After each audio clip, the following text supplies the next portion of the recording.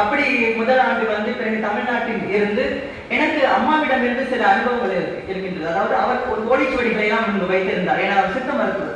ஆனால் மலேசியாவில் இந்த ஒலிச்சுவடிகளை பார்த்து நினைவு இருந்ததா இவையெல்லாம் நமது ஆவணங்கள் போல் இருக்கிறது என்ற ஒரு அனுபவம் எனக்கு இருந்தது. ஆனால் தமிழ்நாட்டிற்கு வந்து பார்த்த பிறகு காகித ஆவணங்கள், ஓலை ஆவணங்கள் என்ற சில அனுபவங்கள் எங்களுக்கு கிடைத்தது.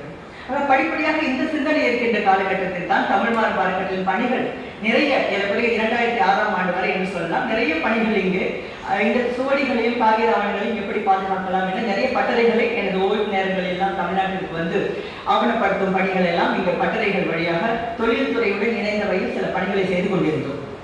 2006ஆம் ஆண்டு எனக்கு ஒரு நூல் கிடைத்தது, ஜெர்மன் தமிழாலஜி என்ற ஒரு நூல். அதை எழுதியவர் CS மோகனவேலு என்ற ஒரு அறிஞர். ஆக அந்த நூல் எனக்கு ஒரு வித்தியாசமான ஒரு உலகத்தை எனக்கு காட்டியது. அது என்னவென்றால், ஜெர்மனியில் இருக்கின்றவர்கள் ஜெர்மானியர்கள் எப்படி தமிழகத்தோடு தொடர்பு கொண்டிருந்தார்கள், அந்த தமிழியல் என்ற ஒரு கான்செப்ட் அல்லது கருத்தாக்கம் அது ஜெர்மானிய நாட்டிற்கும் தமிழ்நாட்டிற்கும் எப்படி தொடர்பாக இருந்தது என்ற ஒரு புதிய பார்வையை எனக்கு காட்டியது. ஆனாலும் எனக்கு அது புரியவில்லை. எனக்குரிய 4 ஆண்டுகள் 2010 வரை நான் சொல்லலாம், எனக்கு ஒரு 4 ஆண்டுகள் நான் இது என்ன சொல்கிறது என்று புரிந்து கொள்வதற்காக உண்மையிலேயே நிறைய நான் தேடினேன். அப்படி தேடும்போது தான் எனக்கு தெரிந்தது, ஜெர்மனிக்கும் டென்மார்க் நாட்டிற்கும் தமிழ்நாட்டிற்கும் தொடர்பு இருக்கிறது. அது எந்த வகையில் ஒரு தொடர்பு என்று பார்க்கும்பொழுது அச்சாக்கம், பிரிண்டிங் பிரஸ் அப்படிங்கிற ஒரு தொடர்பு கொண்டு இருக்கின்றது. தமிழ் அச்சு நூல்கள் உருவாக்கம் என்பதில் வந்து ஜெர்மனி என்பது மிக மிக முக்கியமாக பங்காற்றி இருக்கின்றது. உலகம் முழுவதும் உங்களுக்கு தெரியும். ஏன்னா ப்ராஜெக்ட் குட்டன்பர்க் அப்படிங்கிறத பற்றி நம்ம எல்லாம் கேள்விப்பட்டிருப்போம் இல்லையா? ஆரம்பத்தில் தொடங்கப்பட்ட மிகப்பெரிய ஒரு டிஜிட்டல் ப்ரிசர்வேஷன் ஃபார் இந்த ஆவணங்கள் என்று நம்ம சொல்லலாம். ஆனால் இந்த குட்டன்பர்க்ங்கிற பெயர் எப்படி வந்தது என்றால், இந்த பிரிண்டிங் பிரஸ் அப்படிங்கிற ஒரு கருவியை உருவாக்கியவர் யோஹானஸ் குட்டன்பர்க் என்று மைன்ஸ் நகரத்தில் ஜெர்மனியில் பிறந்த ஒருவர் தான் அதை உருவாக்கி இருக்கின்றது. ஆக இந்த தொடர்பு எப்படி தமிழ்நாட்டிற்கும் வந்தது, இப்படித்தான் என்னோட தேடல்கள் என்பது ஆரம்பித்தது. அப்படி தேடிக்கொண்டிருக்கும் பொழுது ஜெர்மானியர்கள் மாத்திரம் இந்த அச்சுப்பணியை தொடங்கவில்லை, அதற்கு முன்பதாகவே நமக்கு போர்த்துகீசியர்களும் ஸ்பானிஷ்காரர்களும் வந்திருக்கின்றார்கள் என்பதும் எனக்கு தெரிய ஆரம்பித்தது. அப்ப நீண்ட கால ஒரு முயற்சி இருக்கின்றது என்பதை வந்து நம்ம தேடி பார்க்கும்போது தான் நமக்கு கிடைக்கின்றது. அப்ப இந்த விஷயங்கள் எல்லாம் ஒரே நூலகம், ஒரே ஆவண பாதுகாப்பகம் அப்படிங்கிற வகையில் நமக்கு கிடைக்காது. ஆக ஜெர்மனியில் இருக்கின்ற ஏராளமான ஆவண பாதுகாப்பகங்கள் நான் சென்றிருக்கின்றேன், ஏராளமான மியூசியம் நான் போயிருக்கேன். ஏதாவது சில விஷயங்கள் கிடைக்குமா அப்படின்னு நான் தேடி பார்க்கும்போது இந்த நூல் CS மோகனவேலு அவருடைய நூல் எனக்கு அப்போது புதிய புதிய விஷயங்களை எனக்கு காட்டிக்கொண்டே இருந்தது. இப்ப திருக்குறள் படிக்கும்போது, ஒரு செய்யுள் படிக்கும்போது இன்றைக்கு ஒரு விளக்கம் வரும், ஒரு 1 இயர் முடிச்ச பிறகு நம்ம படிச்சோன்னா திரும்ப ஒரு விளக்கம் வரும் இல்லையா? அந்த மாதிரி ஒவ்வொரு முறையும் புதிய புதிய அனுபவங்களோடு சேரும்போது எனக்கு அந்த புதிய புதிய அனுபவங்களை எனக்கு கொடுத்து கொண்டிருந்தது. ஆக இந்த நோக்கத்தோடு தேடும்பொழுதுதான் எனக்கு தெரிந்தது, இந்த பணிகளில் மிக மிக முக்கியமாக பணியாற்றியவர் தனிநாயகம் அடிகள் என்ற ஒருவர். உலகம் முழுவதும், அதாவது உலகின் எந்தெந்த பகுதிகளுக்கெல்லாம் செல்ல முடியுமோ அவரது காலத்தில், ஏற்கனவே 1950 காலகட்டங்களில் அவர் பயணித்து, கப்பலிலோ விமானத்திலோ பயணித்து அவர் தமிழுக்கு மிகப்பெரிய தொண்டாற்றி இருக்கின்றார். ஆனால் இன்றைக்கு நாம் அவர் பிறந்த நாளிலும் அவருக்கு வாழ்த்து சொல்வதில்லை, இறந்த நாளிலும் நாம் அவரை நினைத்து பார்ப்பதில்லை. என்னை பொறுத்தவரை தமிழுக்கு தொண்டாற்றியவர்கள் மிகச்சிறந்தவராக அவரை நாம் நிச்சயமாக வைத்து போற்ற வேண்டும். ஏனென்றால் தமிழில் முதல் அச்சு நூலை நமக்கு கண்டுபிடித்து, நேராக சென்று கண்டுபிடித்து வழங்கியவர் என்ற பெருமைக்குரியவர் தனிநாயகம் அடிகள் தான், ஜேவியர் S தனிநாயகம் அடிகள் இல்லையா? ஆக அவர் சென்ற அந்த அவருடைய பணிகள், அவருடைய பயணங்கள், இதையெல்லாம் தேடி பார்க்க வேண்டும் என்ற ஒரு ஆர்வத்தோடு நான் தேட ஆரம்பித்தேன். அப்போ ஜேர்னல் ஆஃப் ஏசியன் ஸ்டடீஸ் என்ற ஒரு தொகுதி, அதை பார்க்கும்போது எனக்கு இன்னும் அவருடைய பயணங்கள் வழியாக நிறைய தகவல்கள் எனக்கு கிடைக்க ஆரம்பித்தன. தமிழ் ஆவணங்கள் எங்கே இருக்கின்றன என்று பார்த்தோம் என்றால், ஜெர்மனி இருக்கின்றது, பெல்ஜியத்தில் இருக்கின்றது, டென்மார்க்கில் இருக்கின்றது, மிகப்பெரிய அளவில் நமக்கு பிரான்ஸ் நாட்டில் இருக்கின்றது, மிகப்பெரிய கலெக்ஷன் நமக்கு இங்கிலாந்தில் இருக்கின்றது, பிரித்தானிய உலகத்தில் இருக்கின்றது, அமெரிக்காவில் இருக்கும். ஏன்னா அது இன்னொரு டாபிக். இன்னைக்கு ஐரோப்பா என்று மட்டும் நாம் எடுத்துக்கொண்டால் அந்த வகையான ஆவணங்கள் அங்கே இருக்கின்றன அப்படிங்கிறது நமக்கு தெரிகின்றது. ஆக இந்த ஆவணங்கள் என்று சொன்னாலே பொதுவாக நமக்கு பொதுப்புத்தியில் இருப்பது என்னவென்றால் ஓலைச்சுவடிகள் தான் இல்லையா? தமிழ் சார்ந்த நூல்கள் அல்லது ஆவணங்கள் என்று நினைத்துக் கொண்டால் நமக்கு தெரிவது இவை ஓலைச்சுவடிகள் தான் என்று. ஆனால் இது ஓலைச்சுவடிகளுக்கு மட்டும் நாம இந்த கேட்டகரிக்குள்ள கொண்டு வந்துவிட முடியாது. தமிழ் சார்ந்த பல விஷயங்கள், நிறைய வெவ்வேறு விதமான ஆவணங்கள் ஐரோப்பிய ஆவண பாதுகாப்பகங்களிலும் ஐரோப்பிய நூலகங்களிலும் அருங்காட்சியங்களும் வெவ்வேறு வகையில் வைக்கப்பட்டிருக்கின்றன. ஆக இன்னைக்கு டாப்ல வந்து நான் இதை பற்றி தான் ஒரு ஒரு அடிப்படையாக நான் வந்து வழங்கலாம் அப்படின்னு நினைக்கிறேன். சரி, எந்த வகையான ஒரு கேட்டகரிஸ் பார்த்தோம்னா, ஐரோப்பிய தமிழ் ஆவணங்கள் என்று பார்க்கும் பொழுது நான் இவற்றை ஓலைச்சுவடிகள், ஓவியங்கள், அறிக்கைகள், நாட்குறிப்புகள், நூல்கள், சிறப்பு ஆவணங்கள், காகித ஆவணங்கள், பிறகு இதழ்கள், பத்திரிகைகள், செப்பேடுகள், வரைபடங்கள், கல்வெட்டுகள் அப்படின்னு நான் பிரிக்கிறேன். ஏன்னா இதை தவிர சில பொருட்களும் இருக்கின்றன. கைவினை பொருட்கள் சொல்லும் இல்லையா, அதாவது பொருட்கள் அவை இருக்கின்றன. அவற்றை பற்றி நான் அதிகம் இதெல்லாம் சொல்லலை. ஒவ்வொன்றாக பார்க்கலாம். இப்போது முதல்ல வந்து ஓலைச்சுவடிகள். அந்த ஓலைச்சுவடிகள் நாம் சொல்லும்போது எல்லோருக்கும் நமக்கு சிந்தனையில் என்ன வரும் என்றால், தமிழ்நாட்டில் எழுதப்பட்ட கைவினை நவநீதம், இல்லைன்னா திருக்குறள், அல்லது வந்து மணிமேகலை, சிலப்பதிகாரம், இந்த நூல்கள் தான் அங்கே ஐரோப்பாவில் இருக்கின்றன என்று நாம் அனைவரும் பொதுவாக நினைத்துக் கொண்டிருப்போம். அவையும் சில படிகள் இருக்கின்றன. ஆனால் நான் இங்கு குறிப்பிடுவது ஐரோப்பியர்கள் தமிழை கற்றுக்கொண்டு அவர்களே கைப்பட எழுதிய ஓலைச்சுவடிகள். அந்த மாதிரியான ஓலைச்சுவடிகள் எத்தகைய ஓலைச்சுவடிகள் அப்படின்னு பார்த்தோம் என்றால் 2 வகை இருக்கின்றது. ஒன்று, இது வந்து சமயம் சார்ந்தது நீங்க நினைத்து விடக்கூடாது. ஒன்று கத்தோலிக்க கிறிஸ்தவர்கள், இரண்டாவது புரோட்டஸ்டன்ட் அல்லது லூத்தரன் கிறிஸ்டியானிட்டி சொல்லும் இல்லையா. இந்த 2 வகையான கிறிஸ்டியானிட்டியோடு சேர்ந்த வகையில் வருகின்ற கிறிஸ்துவ நூல்கள் நம்ம பார்க்கிறோம். இந்த கிறிஸ்துவ மறை நூல்கள் எந்த வகையில் நமக்கு முக்கியம் என்ற கேள்வி எழலாம். ஏன்னா இது சமய நூல் தானே அப்படிங்கிற ஒரு எண்ணம் நமக்கு வரலாம். ஆனால் அந்த சமயத்தை மட்டும் அவர்கள் சொல்லவில்லை. மாறாக என்ன சொல்கின்றார்கள் என்றால், இதில் இயல்பான சாதாரண மக்களின் நடைமுறை வாழ்க்கையை அவர்கள் பதிகின்றார்கள். உதாரணத்திற்கு 1700களின் ஆரம்பத்தில் ஒரு தமிழ் குடும்பத்தில் ஒரு பெண்மணி எப்படி உடை அணிந்திருப்பார், 1700களில் ஒரு குடும்பத்தில் உணவு எப்படி பரிமாறப்படும் இல்லையா, ஒரு நாள் காலையிலிருந்து மாலை வரை எப்படி பள்ளிக்கூடம் நடைபெறுகின்றது, இந்த மாதிரி செய்திகளை தமிழ்நாட்டில் எங்கே யார் எழுதியிருக்கின்றார்கள் அப்படிங்கிற ஒரு கேள்வி வருது. ஏன்னா நம்ம வரலாற்றை தேடுகின்ற பொழுது நமக்கு பல்வேறு விஷயங்கள் நமக்கு தேவை. குறிப்பாக மக்களின் வாழ்க்கை இல்லாத ஒரு வரலாறு இல்லை இல்லையா. மக்களின் வரலாறு தான் வரலாறு, மன்னர்களின் வரலாறு மட்டும்தான் வரலாறு இல்லையா. அப்ப இதை பார்த்தோம் என்றால் இங்கே பார்க்கலாம். இதை நான் வந்து கோப்பன்ஹேகன்ல ராயல் லைப்ரரி ஆஃப் கோப்பன்ஹேகன்ல எடுத்த ஒரு ஓலை. அந்த ஓலையில் நீங்க பார்க்கலாம், அதில் வந்து நூல் கட்டப்பட்டிருக்கிறது. இதை வந்து இந்த கட்டப்பட்ட நூல் 200 ஆண்டுகள் பிரிக்கப்படாது. நான் திறந்த போது அது உடைந்தது. அதை நீங்க பார்க்கலாம், அந்த வடிவத்தை நீங்க பார்க்கலாம். அது நூலே கம்பி மாதிரி ஆகியிருக்கு. இது வரைக்கும் வந்து தொடப்படாத, ஆனால் நான் கேட்டபோது அவர்கள் எனக்கு எடுத்துக் கொடுத்த ஓலைகள். இது வந்து ஒரு டைரி. ஒரு ஒரு ஐரோப்பிய பாதிரியார், அதாவது ஜெர்மானிய பாதிரியார் எழுதி ஒரு டைரி. அடுத்ததாக இன்னொரு ஓலை பார்ப்போம். இதில் நீங்க பாத்தீங்கன்னா, ஏன்னா நம்ம நினைப்போம் மணிமேகலை, சிலப்பதிகாரம் அல்லது திருக்குறள் அல்ல அந்த மாதிரியான நூல்கள் அப்படின்னு பார்த்தோம்னா அவைதான் அங்கே கொண்டு செல்லப்பட்டனவா என்றால், இங்க பாருங்க தமிழும் ஜெர்மனும் இருக்கு. ஓலையில தமிழும் ஜெர்மானிய மொழியும் இருக்கு. அதாவது அவர்கள் தமிழை கற்றுக்கொண்டு ஒரு பகுதியில் அவர்கள் அதை அப்படியே ஜெர்மானிய மொழியில் எழுதியிருக்கிறார்.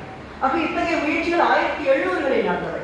இதெல்லாம் ஜெர்மானிய பாதிரிகளோட படங்கள் தான் காட்டிக் கொண்டிருக்கிறோம். இங்க மிக பார்க்கலாம், அவர்கள் தமிழை அதாவது ஓலையில் எழுத கற்றுக்கொண்டு அவர்கள் எழுதிய ஓலைகளை இங்கே நம்ம பார்க்கிறோம்.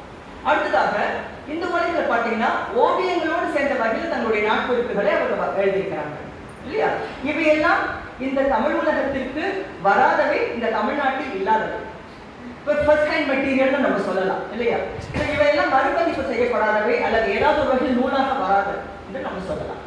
அடுத்ததாக இந்த ஓலைகளிலே சுருள் ஓலைன்னு ஒன்று இருக்கு. அது இங்கே இருக்கலாம், நிச்சயமா இருக்கலாம். ஆனா இதுவும் ஒரு நாட்குறிப்பு தான். ஒரு பெட்டிக்குள்ளே வைக்கப்பட்டு, அதுவும் வந்து பனை ஓலை பெட்டியே செய்யப்பட்டு, இப்ப நம்ம சாப்பிடுறதுக்கு தட்டுலாம் எடுக்கிறோம் இல்ல, பனை ஓலை தட்டுகள் பார்க்கிறோம், அந்த மாதிரி உருவாக்கப்பட்ட ஒரு பனை ஓலை பெட்டி, அதற்குள் வந்து வைக்கப்பட்ட சுருள் ஓலை நம்ம பார்க்கிறோம். ஸோ இதெல்லாம் ஓலை சுவடிகள்.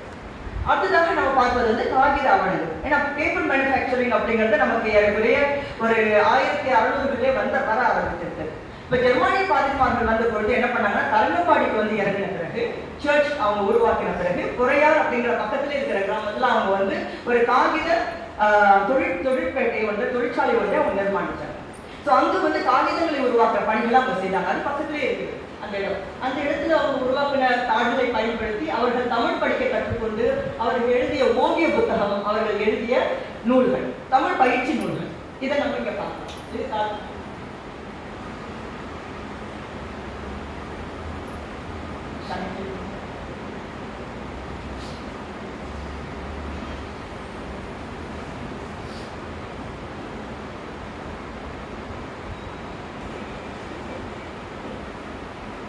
அடுத்தது நம்ம இங்க பார்க்கறது ஒரு பாடல்.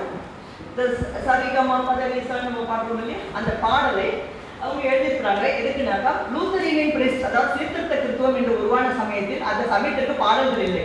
ஆக பாடல் உருவாக்கம் நடக்கின்றது. அந்த பாடல் உருவாக்கம் நடக்கும்போது தமிழ்நாட்டில் அப்பொழுது இருக்கின்ற அந்த ராகம் பண் இவற்றை எடுத்துக்கொண்டு அவர்கள் உருவாக்குகின்ற சொற்கள், அவர்கள் உருவாக்குகின்ற பாடல்கள் இறைவனை குறிப்பதற்காக உள்ள பாடல். இவையும் மறுபதிப்பு செய்யப்படாதவை, இந்த ஊர்ல இல்லாதவை, இவை எல்லாமே அங்கே ஜெர்மனியில் பாதுகாக்கப்படுபவை. இது வந்து நான் ஹாலையில் இருக்கின்ற அந்த நூலகத்திலிருந்து அதை நான் எடுத்தேன். அடுத்ததாக நம்ம இங்க பார்க்கிறது வந்து நட்சத்திர சாஸ்திரம் அப்படிங்கிற ஒன்று. அதாவது வானியல் சாஸ்திரத்தை பத்தி அவர்கள் படித்துக்கொண்டு இங்க இருக்கின்ற ஜோதிடர்களிடம் கேட்டு அவர்கள் அதை வந்து நாட்குறிப்பாக அவர்கள் எழுதியிருக்கிறார்கள். அந்த மூலமாக இதெல்லாம் சாம்பிளுக்காக உங்களுக்கு காட்டுறேன். இந்த டீட்டெயில்ஸ் நம்ம பார்க்கலாம். அதாவது புள்ளி வைக்காமல் எழுதுவது, நீண்ட வாக்கியங்களை எழுதுவது, இங்க எப்படி தமிழ்நாட்டில் அந்த காலகட்டத்தில் தமிழ் எழுதப்பட்டதோ அதே முறையில் இந்த நீண்ட வாக்கியங்களை நம்ம இங்க பார்க்கலாம். தொடர்ச்சியாக எழுதப்பட்டிருக்கிறத பார்க்கலாம். அடுத்ததாக ஓவியங்கள். இந்த ஓவியங்கள் வந்து என்னை பொறுத்தவரைக்கும் மிக சிறப்பாக அந்த காலகட்டத்தை நமக்கு எடுத்துக்காட்டுபவையாக இருக்கின்றன. ஜெர்மனில் எழுதியிருக்கிறத பார்க்கலாம். அட்டை, அது வந்து ஷூலரின் ஒன் ஷூலர், அதாவது மாணவரும் மாணவியரும் போர்த்துகீசியன் ஷூலர், அதாவது போர்த்துகீசிய பள்ளியில் படிக்கின்ற மாணவர்கள் மேலே இருக்கிறார்கள். ஏனென்றால் இதை ஒரு ஹிஸ்டரி தெரிஞ்சுக்கணும், சாருக்கு தெரியும் நினைக்கிறேன். அதாவது தரங்கம்பாடியில சீகன் பால் அவர்கள் 5 பள்ளிக்கூடங்களை உருவாக்கினார்கள். முதல்ல அந்த 5 பள்ளிக்கூடங்களை உருவாக்கின போது அது எல்லாருமே வந்து மிகவும் ஒடுக்கப்பட்ட சமூகத்தில் இருக்கின்ற மக்களுக்காகவும் கல்வி வாய்ப்பே கிடைக்காதவர்களுக்காகவும் உருவாக்கினார்கள். ஒன்று பெண்களுக்காக, ஒன்று வந்து போர்த்துகீசிய மாணவர்களுக்கு, இன்னொன்று ஆண் குழந்தைகளுக்காக, இன்னொன்று பெரிய ஆண் குழந்தைகளுக்காக, இன்னொன்று மற்ற மொழிகளை ஜெர்மானிய மொழி படிப்பவர்களாக என்று உருவாக்கினார். அது அந்த ஃப்ரேம்வொர்க் ரொம்ப அருமையான ஒரு ஃப்ரேம்வொர்க். அங்கு பார்த்தீங்கன்னா அந்த பள்ளிக்கூடத்துல மேலே வந்து போர்த்துகீசிய மாணவியும் மாணவரும் அது படிக்கிறத அவங்க ஓவியமா கேட்டிருக்கிறாங்க. 1810ஆம் ஆண்டு காட்சி இன்றைக்கு நாம பார்க்கிறோம் இல்லையா. அதுக்கு கீழே நீங்க பார்த்தீங்கன்னாக்கா மலபாரிஷன் ஷூல, மலபார்னாக்கா தமிழ், மலபார்னாக்கா தமிழ். இந்த மலபாரிஷன் ஷூல உன்றின் சான்றுவார். அதை நீங்க பார்க்கலாம். பெண் குழந்தை மேலாடை போடவில்லை, ஆண் குழந்தை மேலாடை அவனும் போடவில்லை. இது வந்து அந்த 2 பேரும் அவங்க வந்து வேலையை செஞ்சுட்டு இருக்காங்க. ஸோ அந்த காலகட்டத்தில் மேலாடை போடாமல் பெண்கள் இருந்தார்கள் என்பதற்கான ஒரு சான்றாகவும் இதை நம்ம பார்க்கணும். இதை நிறைய அவர்களே டாக்குமெண்ட் எழுதியிருக்கிறாங்க. ஸோ இந்த பள்ளிக்கூடத்தை நம்ம இந்த படத்தில் பார்க்குறோம். அடுத்ததாக அந்த கமிஷன் பை ரைஸ் டோசன், இங்கே ஒரு தமிழ் பெண்மணி ரைஸ் டோசன்னாக்கா அரிசியை குத்துதல், உலக்கையில் வந்து அரிசி குத்துறாங்க, ஓவன் மேலே. அடுத்தது வந்து அந்த போர்த்துகீசியன் வைன் பிராண்ட் வைன் உருவாக்குறாங்க ஒரு போர்த்துகீசியன். இப்போ நம்ம என்ன புரிஞ்சுக்கிறோம், ஏன் போர்த்துகீசியன் அடிக்கடி வருது தமிழோட நம்ம பார்த்தோம்னா, அந்த காலகட்டத்தில் 1500 தொடங்கி 1700 வரைக்கும் தமிழ்நாட்டின் மிக முக்கியமான மொழியாக இருந்தது போர்த்துகீசிய மொழி. அதை நம்ம கட்டாயம் புரிஞ்சுக்கிறோம். சோழமண்டல கடற்கரையில் போர்த்துகீசிய மொழி மிக முக்கியமான ஒரு மொழியாக இருந்தது. ஐரோப்பியர்கள் பேசக்கூடிய மிக இப்போ நம்ம ஆங்கிலம் பேசுறோம் இல்லையா, அந்த மாதிரியான ஒரு மொழியாக போர்த்துகீசிய மொழி இருந்தது. அதனால் அவர்கள் கட்டாயமாக ஜெர்மானியர்கள் போர்த்துகீசியர்களோடு அவங்க பழக வேண்டிய காலகட்டத்தினால அவர்கள் போர்த்துகீசிய மொழியையும் அங்கே முக்கியமாக கொண்டிருந்தார்கள். இப்போ அடுத்தது நம்ம இங்கே பார்க்குறது ஆவணங்கள். அந்த ஆவணங்கள் கான்செப்டே நம்ம மனசில் வச்சுக்கணும். இது என்ன ஆவணம் அப்படின்னாக்கா, இந்த மாதிரி ஆவணங்களும் நமக்கு மிக முக்கியம். 1700களில் கட்டப்பட்ட ஒரு பள்ளிக்கூடத்தின் வரைபடம், மேலிருந்து பார்க்குற ஒரு வரைபடம், இதுவும் நமக்கு ஆவணமாக இருக்கு. தமிழ்நாட்டில் உருவாக்கப்பட்ட அந்த பள்ளிக்கூடம். இந்த பள்ளிக்கூடத்தை இன்றைக்கு நீங்க பார்க்கலாம், இதோட கிரவுண்டை நீங்க பார்க்கலாம். தரங்கம்பாடிக்கு போனீங்கன்னாக்கா அங்கே இருக்கின்ற சீகன் பால்புடைய பள்ளி இருக்கிற வளாகத்தில் இதை நீங்க பார்க்கலாம். அடுத்ததாக இது கொரையாறில் கட்டப்பட்ட அந்த காகித ஆலை இல்லையா, அதோடைய வரைபடத்தை பார்க்கலாம். இதெல்லாம் ஆவணம் தானே. நமக்கு வந்து மருந்தும் இலக்கியம் மட்டும்தான் ஆவணமா? வாழ்வியலுக்கு தேவையான பள்ளிக்கூடத்துடைய வரைபடமும் சரி, வாழ்வியலுக்கு தேவையான அத்தனை விஷயமும் ஆவணம் தானே, சரியா? ஆக அந்த வகையில் அதை ஆவணப்படுத்தி இருக்கிறாங்க அப்படிங்கிறத நீங்க பார்க்க முடியும். அடுத்ததாக நான் கொண்டு வர வந்து இதழ்கள் பத்திரிகைகள். இப்ப இதழ்கள் பத்திரிகைன்னு சொல்லும்போது இங்கே நான் கொடுத்துருக்கிறது எல்லாம் பினாங்குலேருந்து வெளிவந்த பத்திரிகைகள். நான் ஏன் பினாங்கிலிருந்து வந்த பத்திரிகை பற்றி இங்கே கொடுத்துருக்கேன்னா, பினாங்கு, பர்மா, சிங்கை, இலங்கை இந்த இடத்துல எல்லாம், ஏன்னா இதெல்லாம் ஆங்கிலேய ஆதிக்கம் இருந்த பகுதிகள். இந்த இடத்துல இருந்து வெளிவந்த அத்தனை பத்திரிகைகளும் அதோடைய காப்பீஸ் எல்லாம் வந்து பிரிட்டிஷ் லைப்ல இருக்கு. மலேசியாவிலேயோ பர்மாவிலேயோ இலங்கையில கூட நீங்க கண்டுபிடிக்க முடியாது. ஆனா இவையெல்லாம் இங்கிலாந்துல இருக்கின்றது. அப்ப ஐரோப்பாவில் பாதுகாக்கப்படுகின்ற ஆவணங்கள் அப்படின்னு நம்ம பார்க்கும்போது 200 ஆண்டுகள் காலகட்டத்து வரலாறை நம்ம தேட வேண்டும் என்றால் அந்த ஆவணங்களை நம்ம பிரித்தானிய நூலகத்துல தான் பார்க்க வேண்டும். ஆனா இவற்றையெல்லாம் வெளியே கொண்டு வருவது யார் அப்படிங்கிற ஒரு கேள்வி நமக்கு இருக்கு. ரைட்டா? இதெல்லாம் வந்து இந்த பினாங் நியூஸ் வரலாம், சத்தியவான், பினாங் வர்த்தமான், அது இந்த மாதிரி பார்க்கும்போதுதான் எத்தனை கப்பல்கள் அந்த காலத்தில் விடப்பட்டன என்பது நமக்கு தெரியும். எத்தனை கப்பல்ல மக்கள் பயணித்துக் கொண்டிருந்தார்கள், கப்பல்ல போகும்போது என்னென்ன பிரச்சனைகள் அவர்களுக்கு வந்தது. நான் இது தொடர்ச்சி ஒரு தொடரா வந்து தமிழ் வளர்ச்சித்துறையுடைய அந்த வீக்லி மேகசின்ல எழுதிட்டு இருக்கேன், மலாய ஆவணங்கள். அதெல்லாம் நீங்க பார்க்கலாம், நிறைய விஷயங்கள் வந்து கொண்டே இருக்கின்றன. அடுத்ததாக அறிக்கைகள், அதாவது இங்க தமிழ்நாட்டுக்கு வந்து பணியாற்றிய பாதிரிமார்கள் அவர்கள் தங்களுடைய சென்டர், அவங்களோட ஹோம் சென்டர் இருக்கு இல்லையா, ஸ்பெயின்லயோ அல்லது வந்து ரோம்லயோ வேற எங்கேயோ அல்லது ஜெர்மனிலோ இல்லை டென்மார்க்லயோ, அங்க இருக்கின்ற சென்டருக்கு அவங்க எப்பொழுதுமே கடிதங்களே அனுப்ப வேண்டும், அறிக்கைகளே அனுப்ப வேண்டும். அவங்க அனுப்புற அறிக்கை பல தமிழ்ல இருக்கு. அவங்க தமிழ்ல இங்க அனுப்புறாங்கன்னா அங்க உள்ளவங்க தமிழ்ல படிக்கணுமா இல்லையா? ஆக அதற்கான பணியை அவங்க செய்திருக்காங்க. அதில் சில சாம்பிள்ஸ் நம்ம பார்ப்போம்.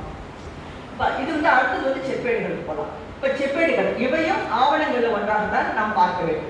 இந்த செப்பேடு நீங்க பார்த்தீங்கன்னாக்கா இது வந்து லைடன் செப்பேடு, அதாவது சோழ பரம்பரையின் மிக முக்கியமான அந்த குரோனாலஜி என்று சொல்லப்படக்கூடிய அதன் வரலாற்றை சொல்லக்கூடிய இது ஆனைமங்கலம் செப்பேடு. இது இருப்பது லைடன், இந்த நெதர்லாந்துல இருக்கிற லைடன் அப்படிங்கிற நகரத்துல இருக்கு. இதுவும் ஏறக்குறைய 35 இலைகள் கொண்ட 21 இலைகள். அதுக்கு இலைகள்னு சொன்னாக்கா அது செப்பேடுகள். மற்றது 6 சின்ன சிறிய லைடு, பெரிய லைடு செப்பேடு சொல்லலாம். அடுத்ததாக நம்ம பார்க்கறது வேட்டிக்குடி செப்பேடு. இது இருப்பது இங்கிலாந்தில் இருக்கின்ற பிரித்தானிய நூலகம். இந்த செப்பேடு 10 செப்பேடுகள் கொண்டது. ஏறக்குறைய 25 சென்டிமீட்டர் அகலம், நீளம் 8 சென்டிமீட்டர் நீளம் கொண்ட ஒரு செப்பேடு. இது சமஸ்கிருதமும் தமிழ் கலந்த செப்பேடு, பாண்டியன் காலத்து செப்பேடு. அப்ப இந்த மாதிரியான ஆவணங்களும் வெளிநாடுகளில் அயல்நாடுகளில் இருக்கின்றன.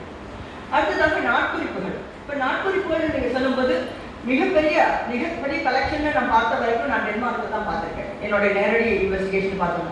அப்ப அந்த நாட்குறிப்புகளை பார்க்கும்போது அவங்க எந்த அளவுக்கு கேட்டலாகிங் பண்ணியிருக்காங்கிறத நம்ம உதாரணத்துக்கு எடுத்துக்கணும்.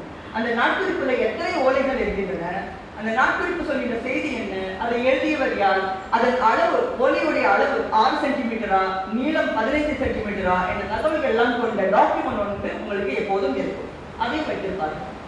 அடுத்ததாக வரைபடங்கள். ஏன்னா வரைபடங்களை நம்ம எப்பவுமே விட்டுறோம். ஆனா இந்த காலகட்டத்தில் நமக்கு கூகுள் மேப்ஸ்ல போக முடியாது இல்லையா, எங்கேயுமே போக முடியாது. So it's a must. அப்போ வரைபடங்கள் உருவாக்கம் என்று பார்க்கும்போது இது வந்து 2000 ஆண்டு காலகட்டத்திலே தொடங்குது. இந்தியாவிற்கு கிரேக்கர்கள் வந்தாங்க இல்லையா, ரோமானியர்கள் வந்தாங்க, கிரேக்கர்கள் வந்தாங்க. அந்த காலகட்டத்திலிருந்து இப்ப டாலமியுடைய நோட்ஸை வைத்துக் கொண்டு AD 1, அதாவது 1ஆம் நூற்றாண்டில் உருவாக்கப்பட்ட ஒரு மேப் தான் இந்த ஹால்டிங்கர் மேப் அப்படிங்கிறது முதல்ல இருக்குது. அதுக்கு பிறகு 328 கிபி 328 அதை வந்து ஓவியமாக வரைந்து அவங்க முதல்ல உருவாக்குறாங்க. அதுக்கு பிறகு 1775 வந்து இதை இன்னும் என்ஹான்ஸ் பண்றாங்க. இதுல நீங்க பார்க்கலாம், இந்த இடத்துல வந்து குமரி இருக்கும், இந்த இடத்துல இது ஸ்கொயரா இருக்கும். அந்த காலகட்டத்தில் தெரியாது, இது ஸ்கொயரா இருப்பாங்க. இந்த இடத்துல முஸ்லிம் இருக்கும், இந்த இடத்துல டெம்பிள் ஃபார் அகஸ்டஸ் இருக்கு, அகஸ்டஸ்கான டெம்பிள். ஏன்னா அந்த காலகட்டத்தில் ரோம்ல வந்து மன்னர்களை தான் கும்பிடுவாங்க சாமியா இல்லையா. அகஸ்டஸ் என்ற மன்னர் இருந்தால அவருக்காக ஒரு கோயிலை வந்து அங்க முசிறியில கட்டியிருந்தாங்க. அது மேப் காட்டுது. நமக்கு அகழ்வாயில கிடைக்கலன்னா பேசிட்டு இருக்காங்க. இப்ப குமரி வந்து இந்த இடத்துல இருக்கிறது பார்த்தாங்க. இது பாயிண்டிங் மேப். அதுக்கு பக்கத்துல இருக்கிறது போசையோட மேப். இது வந்து 1570 உருவாக்கப்பட்ட போசைங்கிறது வந்து ஒரு பிரெஞ்சு பாதிரியார். இப்ப பாதிரியாரோட வேலைகள் என்று நம்ம சொல்லும்போது பொதுவாக என்ன செய்யறோம், அவங்க மதமாற்றம் வந்தார்கள், அவர் வந்து மறைப்பணியாற்றலாளர்கள் அப்படிங்கிற ஒரு சின்ன ஒரு எண்ணத்துக்குள்ள நம்ம அதை எல்லைகளுக்குள்ள நம்ம ஒதுக்கி விட்டோம். ஆனால் என்னை பொறுத்தவரையில ஒரு ஆய்வாளராக சொல்கிறேன், இந்த பாதிரிமார்கள் மட்டும் தமிழ்நாட்டிற்கு வரவில்லை என்றால் தமிழர்களுடைய பண்பாட்டில் அல்லது இருக்கின்ற உண்மைகள் அல்லது நிலத்தை பற்றிய உண்மைகள், அவருடைய வாழ்வில் பற்றிய உண்மைகள் எதுவும் ஆவணப்படுத்தப்பட்டிருக்காது என்பது உண்மை. விரும்புகிறோமோ இல்லையோ அதான் உண்மை. இந்த மேப் இதே மாதிரி நிறைய மேப் நம்ம பார்க்கலாம். அடுத்து இதை பார்த்தோம்னா இது வந்து கோவலம், அடுத்து இது நாகப்பட்டினம், நெகப்பட்டினம்னு போட்டுருவாங்க, நாகப்பட்டினம். இப்போ நாகப்பட்டினத்துடைய பெரிய மேப், முதல் மேப்பை வரைந்தவர் வந்து மிக முக்கியமான ஒரு டச்சுக்காரர். அவர் வந்து பிலிப்பஸ் பாலியஸ் அப்படி நிறைய பேருக்கு நிச்சயமா இந்த ஃபீல்டு இருக்கவங்களுக்கு தெரியும். 1671 அவர் வந்து இதுல ஸ்ரீலங்காலையும் வந்து ஒரு அமைச்சராக இருந்தார். அதுக்கு பிறகு தமிழ்நாட்டிலையும் வந்து அந்த கடற்கரையோரத்து ஒவ்வொரு நகரத்துக்கும் வந்து சூப்பர்வைஸ் பண்ற வேலை அவரோட வேலையா இருந்தது. ஆனா அந்த காலகட்டத்தில் ஒவ்வொரு கடற்கரை துறைமுகங்களையும் அவர் வந்து மேப் பண்ணார். ஆனா இந்த வரைபடங்களை பத்தி நம்ம பேசுறோமா, எனக்கு அது ரொம்ப வருத்தமா இருக்கு. எப்போதுமே வரைபடங்கள் மிக மிக முக்கியமான ஆவணங்கள். இந்த காலத்திலிருந்து நாகப்பட்டினம் இன்றைக்கு, அதாவது 1571 இன்றைக்கு 2025 வரைக்கும் எப்படி மாறி இருக்கிறது அப்படிங்கிற ஒரு கம்பேரிட்டிவ் ஸ்டடி ஒன்று பண்ணலாம் இல்லையா? அதுக்கெல்லாம் வாய்ப்பு நிறைய இருக்கு. ஸோ ஆய்வு மாணவர்கள் அதெல்லாம் செய்யலாம். இது பார்த்தீங்கன்னா பள்ளிக்கட்டா அப்படிங்கிறது வந்து பாளையங்கோட்டை இல்லை பாளையங்கோட்டை அது பள்ளியக்கட்டா அப்படின்வாங்க. அந்த பேர் நீங்கள் மேலே பார்க்கலாம். சரி, அடுத்தது வந்து இது சென்னை மெட்ராஸுடைய மேப் நீங்கள் இங்கே பார்க்கலாம். இந்த மேப்ஸ்ல ஏன் காட்டுறேன்னா, இவை எல்லாமே ஆவணங்கள், அங்கே உருவாக்கப்பட்ட ஆவணங்கள். இவையெல்லாம் மீண்டும் நாம் மறுபதிப்பு செய்ய வேண்டும். இவை பற்றிய பேச்சு நமக்கு நிறைய வர வேண்டும். இந்த ஆவணங்களை பற்றி நிறைய சேகரித்து நாம் கொடுக்க வேண்டும். இவர் தான் சொல்லி வால்யூஸ். இவருடைய ஒர்க் வந்து உண்மையிலே மிக முக்கியமான ஒரு ஒர்க். இந்த புத்தகத்தை நீங்க பார்க்கலாம். Description of east India, coast of Malabar and continental with their adjacent kingdoms, provinces of the empire of Ceylon and the itinerary of the pagans in the East Indies. அவ்வளவு பெரிய தலைப்புள்ள ஒரு நூல். இதுல வந்து ஏற்கனவே 20 மேப்ஸ் இருக்கு. இந்த 20 ஒரிஜினல் மேப்ஸ் நீங்க பார்க்கறதுனா, நீங்க பிரிட்டிஷ் லைப்ரரிக்கு போனா ஒவ்வொரு எடுத்து பார்க்கலாம். அந்த ஒன்றே மட்டும் நான் அண்மையில மார்ச் போயிருந்தபோது நான் பார்த்தேன். ஒரே ஒரு மேப் மட்டும். மிக அருமையான புத்தகம். என்னை பொறுத்த வரைக்கும் தமிழாக்கம் செய்யப்பட வேண்டிய மிக முக்கியமான ஒரு நூல் இந்த புத்தகம். ஏற்கனவே ஒரு 600 பக்கம் கொண்ட ஒரு நூல் இது. அடுத்ததாக நூல்கள் வருவோம். அதாவது நம்ம முதல்ல வந்து ஒலைச்சுவடிகள் பார்த்துட்டோம், காகிதாவணங்கள் பார்த்துட்டோம், செப்பேடுகள் பார்த்துட்டோம், பிறகு அறிக்கைகள் பார்த்துட்டோம், பிறகு வரைபடங்கள் பார்த்துட்டோம், ஓவியங்கள் பார்த்துட்டோம். இப்ப நூல்கள் என்ன? காகிதங்கள் வர ஆரம்பித்த பிறகு பல நூல்கள் வர ஆரம்பித்தன. அந்த நூல்களை மிக முக்கியமானது அகராதிகள். லாங்குவேஜ் இருக்கு இல்லையா? ஏன்னா அகராதிகள்லாம் இப்போ போர்த்துகீசியர் வராங்க. இப்போ அவங்க தமிழ்ல வந்து படிக்கணும். இப்போ தமிழுக்கும் போர்த்துகீசிய மொழிக்குமான அந்த சொற்களை புரிந்து கொள்வதற்கு அகராதிகள் மிக தேவை. குறிப்பா யாருக்குன்னா பாதிரிமார்களுக்கு தேவை. அதனால இங்கே உருவாக்கப்படுகின்ற நூல்கள் அங்கே போகின்றன. ஜெர்மனிக்கு போகின்றன, போர்த்துகீசியன் கண்ட்ரிஸ்க்கு போகுது, ஸ்பெயினுக்கு போகுது, பிரான்ஸுக்கு போகுது, இங்கிலாந்துக்கு போகுது. அது இந்த ஆற்றடியில் இங்கே பார்க்கறது வந்து மிஸ்ஸஸ் வி.எஸ். ராஜ், டாக்டர் வி.எஸ். ராஜ் அப்படிங்கிற ரொம்ப முக்கியம். ஏன்னா இவங்க தான் இந்த போர்த்துகீசியன் இந்த புத்தகத்தை வந்து அகராதியை வந்து தமிழ்ல அதை வந்து ஃபுல்லா முழுமையாக அதை எடுத்து பதிப்பித்தார். யூஎஸ்ல இருக்கிறாங்க, பென்சில்வேனியால. ஸோ அவங்களுடைய முயற்சியில் அது வந்து அந்த நூல் வந்தது, அது பார்த்தாங்க. ஸோ அடுத்ததாக இங்கே நீங்க பார்க்கறது வந்து ஒரு முக்கியமான ஒரு நூல் நினைக்கிறேன். இங்கே நீங்க பார்த்தீங்கன்னா ஜெர்மனில் தான் எழுதிருக்கு. ஸோ குர்ஸ பரிஷ் போன் ரைமர் ரைசர் ஹவுஸ் சூட் இந்தியன் நாக் யூரோப்பா. அதாவது தமிழ்நாட்டிலேருந்து பாத்துலமர் சீகன்பால் திரும்ப வராது ஐரோப்பாவுக்கு வராது. ஏன்னா முதல் தடவை வந்துட்டு அவர் திரும்புறாரு, ஒரு தடவை திரும்புவார். அப்ப திரும்பும் பொழுது அவர் அந்த டிராவலை கம்ப்ளீட்டா டாக்குமெண்ட் பண்றாரு. கடல்ல ஓரத்துல வந்தது, கப்பல்ல இருந்தது, நடந்து போனது அப்படிங்கிற பல்வேறு விஷயங்களை அந்த நூலெல்லாம் நமக்கு வந்து ஆவணப்படுத்தப்படவில்லை அல்லது பேசப்படவில்லை அப்படின்னு சொல்லலாம். ஆனா அவங்க இருக்கின்றன. இங்க வந்து நீங்க பார்த்து கொடுந்தமிழ்னா நமக்கு எல்லாருக்கும் தெரியும், வீரமாமுனிவர் இல்லையா? அவருடைய நூல் அந்த கொடுந்தமிழ் நீங்க பார்க்கலாம். நெக்ஸ்ட் நான் பார்க்குறேன். ஸோ லிங்குவா தமிழிக்கா, கொடுந்தமிழ் செந்தமிழ் அப்படின்னு சில முயற்சிகள் வந்து போர்த்துகீசியர்கள் உருவாக்குனாங்க. அதுல வீரமாமுனிவருடைய இந்த பணி வந்து ரொம்ப முக்கியமானது. அவர் வந்து தெரியலையோ ஆரம்பத்துல வந்து அந்த கொடுந்தமிழ்லேயே அவர் ஒரு இலக்கணத்தை உருவாக்கினாரு, ஒரு டிக்ஷனரி உருவாக்கினாரு, அந்த முயற்சியை பண்ணார். அதுக்கு பிறகுதான் செந்தமிழ் உருவாக்கினார். அந்த காலகட்டத்தில் கேத்தலிக் பிரிஸ்டுக்கும் ஜெர்மன் பிரிஸ்டுக்கும் பயங்கர சண்டை. இவர் 1725, 26 30 அந்த காலகட்டத்தில் இந்த ஒர்க்லாம் பண்றாரு வீரமாமுனிவர். அந்த காலகட்டத்தில் ஜெர்மனி பாதிரிமார்கள் என்ன பண்ணிட்டாங்கன்னா, சீகன் பார்க் வராரு, அதுக்கப்புறம் பிளெச்சோ வராரு, அதுக்கப்புறம் ப்ரூன்லர் வராரு, அதுக்கு பிறகு வால்டன் ஒருத்தர் வராரு. இந்த 3 பேரும் செய்த அந்த பணிகள்னால அந்த வால்டர் வந்து என்ன சொல்றது, எக்ஸலன்ட் ஸ்காலர் இன் தமிழ், பயங்கர தமிழ் ஸ்காலர் வால்டர் ஜெர்மன். அப்ப அவர் என்ன பண்றாருன்னா, இந்த அவருடைய கொடுந்தமிழை பார்த்துட்டு எங்க பிரஸ்ல, அதாவது பல்லம்பாடியில் இருக்க பிரஸ்ல நாங்க பிரிண்ட் பண்ண மாட்டோங்கிறாரு, ரிஜெக்ட் பண்றாரு. அப்ப எழுதுறாரு, அதான் அங்க எழுதிப்பாரு, நாங்க ரிஜெக்ட் பண்றோம். அதுக்கப்புறம் அவர் எடுத்துட்டு போயிட்டு ஒரு மத சண்டை மாதிரி வருது அப்படின்னு அவர் சொல்லிட்டு வீரமாமுனிவர் சொன்னா, சரி நான் மாத்தி எழுதிட்டு வரேன்னு சொல்றாரு. அதுக்கு பிறகுதான் வால்டர் பதிப்பிக்கிறார். ஸோ அந்த காலகட்டத்தில் இருக்க 150 ஆண்டுகள் சொல்லலாம். ஜெர்மானிய பாதிரிமார்கள் உங்களுக்கு சில பேர் தெரிஞ்சுக்கணும், ஜெர்மானியர்களுடைய quality of life, quality of work வந்து நோ காம்ப்ரமைஸ் இல்லையா? அந்த அளவுக்கு அந்த ப்ரிசிஷன் எல்லாமே உண்மையை சொல்லலாம் நிறையா இருக்கும். அதை வந்து வால்டர் வந்து அதை கரெக்டாக பண்ணாரு. அதுக்கு பிறகு நிறைய பேர் வந்தாங்க. இதை வந்து நான் என்னுடைய ஜெர்மானிய தமிழியல் நெடுந்தமிழ் வரலாறுன்னு ஒரு நூல் எழுதியிருக்கேன். அதில் நான் டீட்டெயிலாக அதெல்லாம் கொடுத்துருக்கேன். அடுத்ததான் இந்த ஒரு நூல் நான் முக்கியம்னு பார்க்குறேன். அதாவது நீங்கள் பார்க்கலாம், இது வந்து லேட்டஸ்ட் பிரிண்ட் தான். ஆனால் பாத்துலமர் சீகன்பால் அண்ட் யோஹானஸ் என்சோ ப்ரூன்லர் இவங்க 2 பேரும் எழுதுன நூல். அதை கொஞ்சம் புதுசாக அடுத்த ரீப்ரிண்ட் பண்ணியிருக்காங்க. இதை நீங்கள் பார்க்கலாம். இவங்க இந்த ஐயர்னு நம்ம சொல்றது எல்லாமே இவங்க வந்து அவருக்கு தான், ஜெர்மானியர்கள் தான். அல்மான்னாக்கா அல்மானியா ஜெர்மன் அல்மானிய பாஷையிலே எழுதிய வேத சாஸ்திரத்தை தமிழ் எழுதியிருக்காங்க பாருங்க. அந்த நூலை கம்ப்ளீட்டா தமிழ் எழுதியிருக்காங்க. ஆனா அது வந்து மறுபதிப்பு வந்ததுனால அந்த புது டைப் செட்டிங்ல பண்ணியிருக்காங்க. ஸோ இந்த நூல்களை பற்றியெல்லாம் நமக்கு இவை சொல்ற விஷயங்கள்லாம் நல்லா பெருசு, நமக்கு நிறைய முக்கியமானது. அடுத்து இது எனக்கு ரொம்ப பிடிச்ச ஒரு நூல்னா இது. அதாவது ஒவ்வொரு சொல்லையும் எப்படி சுலபமாக ஒரு மொழியை பேச கற்றுக் கொடுப்பது அப்படிங்கிறத நம்ம ஜெர்மானியர்கள் கற்றுக்கலாம். இப்போ நீங்க பாத்தீங்கன்னாக்கா வந்தான், வா, வருகை, அந்த வாழை வருகைங்கிறதுல இருக்குல்ல, அதுலேயே உள்ள ஒவ்வொரு சொற்களுமே அவங்க வந்து கற்றுக் கொடுத்துருக்காங்க. நீங்க பார்க்கலாம் இந்த மாதிரி நூல்கள், இதுவும் ரொம்ப முக்கியமானது. அடுத்தது இந்த நூல் நீங்க பாத்தீங்கன்னா சவுத் இந்தியன் காட்ஸ், இது வந்து டிரான்ஸ்லேட்டட் பண்ணப்பட்டது. ஆரம்பத்தில் அவங்க எழுதுறது ஜெர்மன் லாங்குவேஜ்ல, இதை வந்து அதுக்கப்புறம் டிரான்ஸ்லேட் பண்ணிட்டாங்க. இதுல வந்து தமிழ்நாட்டில் இருக்கின்ற அத்தனை கடவுள்களை பற்றிய ஒரு குறிப்பு இதுல இருக்கு. ஐயப்பனோ, ஐயனாரோ, மாயனோ, எந்த சாமியும், ஓகே. ஏன்னா அவங்களுக்கு இங்க இருக்கிற ப்ரொஜெக்ட்ஸ்லாம் தெரியாதுல்ல, திருதெய்வம் பெருதெய்வம்னு தெரியாதுல்ல. அவங்களுக்கு எல்லா சாமியுமே சாமி தானே. அவங்களுக்கு இந்த பேப்பர் ரிலிஜன்ல எல்லாமே வருது. ஆக அவங்க எல்லாத்தையுமே டாக்குமெண்ட் பண்ணியிருக்காங்கல்ல. இந்த நூலை நம்ம பார்க்கலாம். அடுத்தது நம்ம பார்த்தது Christian vernacular literature of India, hints on the management of Indian church societies. இதை நான் ஏன் எடுத்தேன்னா, இது ரொம்ப முக்கியம். நம்ம தேடி இதில் இருக்க சில விஷயங்கள் நம்ம பப்ளிஷ் பண்ண வேண்டிய தேவை எதுனா, இங்கே நீங்க பார்க்கலாம். சாரி, இதுல இங்க பாருங்க, பப்ளிகேஷன் ஆஃப் த ட்ரான்குபா மிஷனரிஸ். இந்த ட்ரான்குபா மிஷனரிஸ் 1700களில் வெளியிட்ட பதிப்பித்த நூல்களோட பட்டியல் இங்க இருக்கு. ஸோ இதை பார்த்தோம்னா நம்ம எடுக்கலாம். அதே மாதிரி இங்க வந்து ஹோலி ஸ்கிரிப்சர்ஸ் அங்கே வந்து ட்ரான்குபா பப்ளிகேஷன் அந்த லிஸ்டே வருது. ஓகே. ஸோ இதை வந்து அந்த புத்தகங்களை நான் வச்சிருக்கேன், கம்ப்யூட்டரில் வச்சிருக்கிறேன். ஆர்வம் உள்ளவங்க நீங்கள் கேட்டீங்கன்னா நான் உங்களுக்கு தரலாம். அடுத்தது வந்து நூல்கள் படங்களாகவே வருகின்றன. உதாரணமா ஒரு 200-300 ஆண்டுகளுக்கு முன்பு எனது அப்பா ஒரு விவசாயி, தாத்தா தாத்தா தாத்தா தாத்தா தாத்தா அவர் ஒரு விவசாயி. அவர் எப்படி இருந்திருப்பார், என்ன ட்ரெஸ் போட்டிருப்பாங்க, என்ன உடை அணிந்திருப்பாங்க நமக்கு தெரியாது இல்லையா.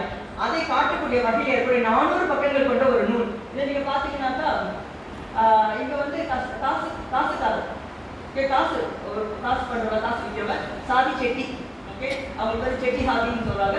அவருடைய பெண் சாதி இங்க இருக்காங்க. அங்கே அவங்களோட ட்ரெஸ் பாருங்க, பிளவுஸ் போட்டுருக்க மாட்டாங்க, இந்த மாதிரி ட்ரெஸ். ஓகே. இன்றைக்கு நம்ம வந்து மாற்றி சினிமா படம் எடுக்கும் போது நம்ம வெவ்வேறு ட்ரெஸ் தான் போட்டு விடலாம், அது வேற கதை. ஆனால் உண்மை நிலைமையை அவங்க அப்படியே படமாக்கி இருக்காங்க. ஸோ அடுத்து நீங்க பார்க்கலாம், முத்து இருக்குல்ல, முத்து மாலை, அதை வெட்டி அறுத்து அவர் செய்யற ஒருத்தர் வந்து முத்து வணிகன் தெலுங்கன் சாதி இவன். ஓகே. இவனுடைய மனைவி, இங்க இருக்கிற பெண் வந்து இங்க இருக்கிற மனைவி வந்து இவங்க அவங்களோட பெண். இதே மாதிரி அத்தனை தொழில் சார்ந்த விஷயங்களை சேர்த்து காஸ்டா டி மலபாரிஷன் டி இண்டிஸ் அப்படிங்கிற ஒரு புத்தகம் வந்து இருக்கு. அது பிரான்ஸ்ல பண்ணியிருக்காங்க. என்னை பொறுத்த வரைக்கும் இந்த புத்தகத்தை நிச்சயமா தமிழ்ல நம்ம மறுபதிப்பு செய்து கொண்டு வர வேண்டும். அதுதான் தமிழ் நிலத்தோடு ஒரு 300 ஆண்டு காலத்து உடை, 400 ஆண்டு காலத்து உடையை வந்து மக்களுடைய வாழ்வியலை வெளிக்காட்டுகின்ற ஒரு நூலாக இருக்கு. ஸோ அடுத்து நம்ம நிறைய பேசுறோம்ல, செந்தமிழ், இனிய தமிழ், அதெல்லாம் சொல்றோம். கூலித்தமிழ்னு ஒன்று இருக்கு. கூலித்தமிழ்னு ஒன்று இருக்கு. அது எப்போ வந்தது? இந்த இன்டென்ஷன் லேபர்ஸ்ன்னு இருக்கு இல்லையா. எப்பொழுது நம்ம வந்து பண்ணையாளர்களுடைய தொல்லைகள், மன்னர்களோட தொல்லைகளில் மாட்டிக்கிட்டு ஏற்படி 400 ஆண்டுகளாக நம்ம மக்கள்லாம் வந்து புலம்பெயர்ந்து பல்வேறு நாடுகளுக்கு போனாங்களோ, அந்த காலகட்டத்தில் கூலிங்கிற வார்த்தை உருவானது இல்லையா தமிழ்லேருந்து. அந்த காலகட்டத்தில் கூலி தமிழும் உருவாகிவிட்டது. சரி, நல்லது கெட்டது நம்ம அறிந்து கொள்ள வேண்டும் இல்லையா. அப்ப இந்த கூலி தமிழை வந்து புரிந்து கொள்வதற்காக ஆங்கிலேய முதலாளிகளுக்காக எழுதப்பட்டதான் இந்த கூலி தமிழ் அப்படிங்கிற நூல். இந்த கூலி தமிழ் நீங்க பாத்தீங்கன்னா, உதாரணத்துக்கு இங்க பாருங்க, திஸ் ஒர்க், இந்த வேலை, தட் டாக், அந்த நாய். ஏன்னா அவன் தமிழ் படிச்சுக்கணும்ல, அதுக்காக உருவாக்கப்பட்ட நூல்கள். இதை பற்றி நாம் கட்டாயமா பேசியே ஆகணும். தமிழ் வரலாறு இதெல்லாம் ஒதுக்க முடியாது.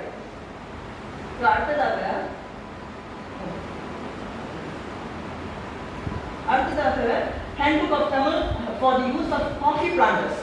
அதாவது காஃபி மலைப்பகுதியில் இருக்குல்ல, காஃபி பயிரிடுற இடத்துல அங்கு முதலாளிகள் வந்து அவங்க தமிழ் பேசுவதற்காக உருவாக்கப்பட்டது. வெளியே இருக்கிறேன், இவங்க வெளியே இருக்கிறேன், வேலையா இருக்கிறேன், ஐ ஹாவ் டன் அப்படிங்கிறாங்க. இது சில பிள்ளைகளும் இருக்கலாம். ஸோ வெளியேட்டிங்க என்னமோ சொல்ல, ஐ டன் போட்டுருக்காங்க பாருங்க. ஸோ ஒவ்வொன்றும் வெளியிருந்தேன், ஐ ஹேட் டன், வெளியிருந்தேன். யாராவது படிக்க முடிஞ்சுன்னா படிக்க, எனக்கு அது சரியாக படிக்க முடியல. இந்த புத்தகமும் ஒரு பெரிய புத்தகம் தான்.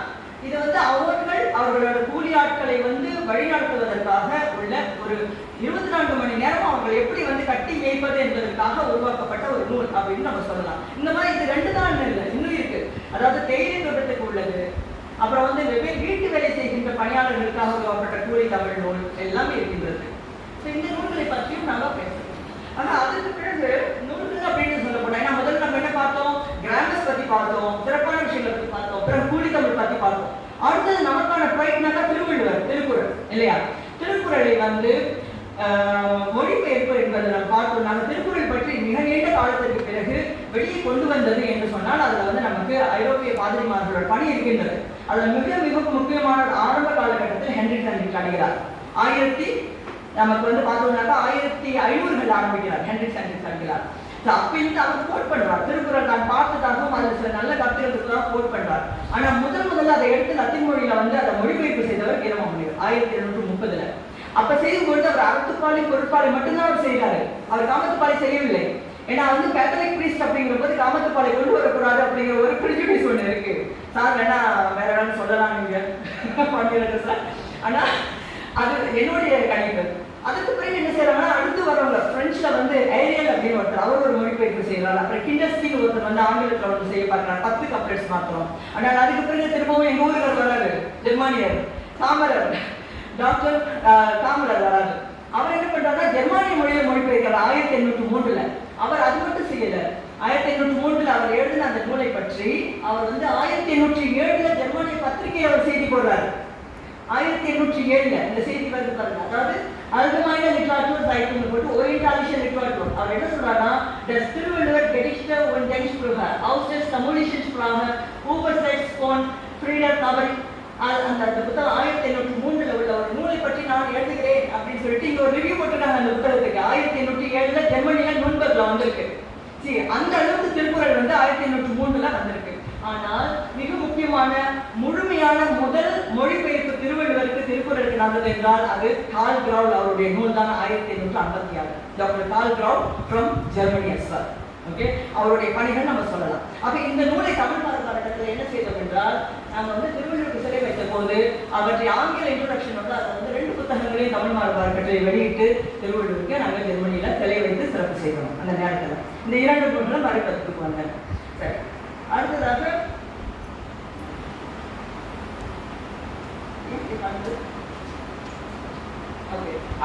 கல்வெட்டுகள். இதை நம்ம மறந்துட முடியாது. இப்ப கல்வெட்டுகள் நமக்கு இங்கிலாந்துல அல்லது வேற இடங்கள்ல இல்லைனாலும் நமக்கு சில கல்வெட்டு செய்திகள் நமக்கு இருக்கு. உதாரணமா அகஸ்டஸ் உடைய ஒரு கல்வெட்டுல பாண்டியனுடைய நாட்டிலிருந்து சென்ற புத்த பிக்குகளை பற்றிய செய்திகள் இருக்கு இல்லையா?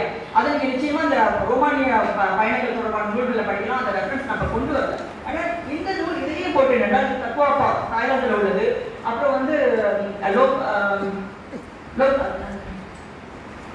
இது இந்தோனேஷியால பாருஸ்ல உள்ள ஒரு லாபுதோவா கல்வெட்டு. இவை பற்றிய ஆவண குறிப்புகள் எல்லாம், ஏன்னா இந்தோனேஷியா வந்து நெதர்லாண்டுடைய கட்டுப்பாட்டில் இருந்ததால் இந்தோனேஷியாவில் வந்து இதை பற்றிய ஆவண குறிப்புகள் அந்த நூலகத்தை லைடன் நூலகத்தில் நீங்க நல்லா பார்க்கலாம். ஆக இந்த ஆவண குறிப்புகளையும் எடுத்து இவற்றோடு நாம் ஆய்வு செய்ய வேண்டிய தேவை இருப்பதால் இதையும் நாங்கள் சேர்த்திருக்கிறோம். ஏன்னா அங்கு கல்வெட்டு இருந்தாலும் இந்த நாடுகளில் தான் அதை பற்றிய ஆவண குறிப்புகள் இருக்கின்றன. அடுத்ததாக சிறப்பு ஆவணங்கள்னு சொன்னேன் இல்லையா? இந்த சிறப்பு ஆவணங்கள் என்னன்னா, ஓலைகள் பனையில் உள்ளது, காகித ஆவணங்கள் வந்து காகிதத்தில் உள்ளது, கல்வெட்டுகள் வந்து கல்ல உள்ளது. ஆனால் தங்கத்திலேயும் நமக்கு சுவடி இருக்கு, வெள்ளியிலையும் நமக்கு சுவடி இருக்கு. அப்ப இவையெல்லாம் வந்து தங்கத்துல சுவடி இருக்குமா அப்படின்னு நம்ம யோசிச்சு பார்ப்போம். ஆனால் இருக்கின்றது.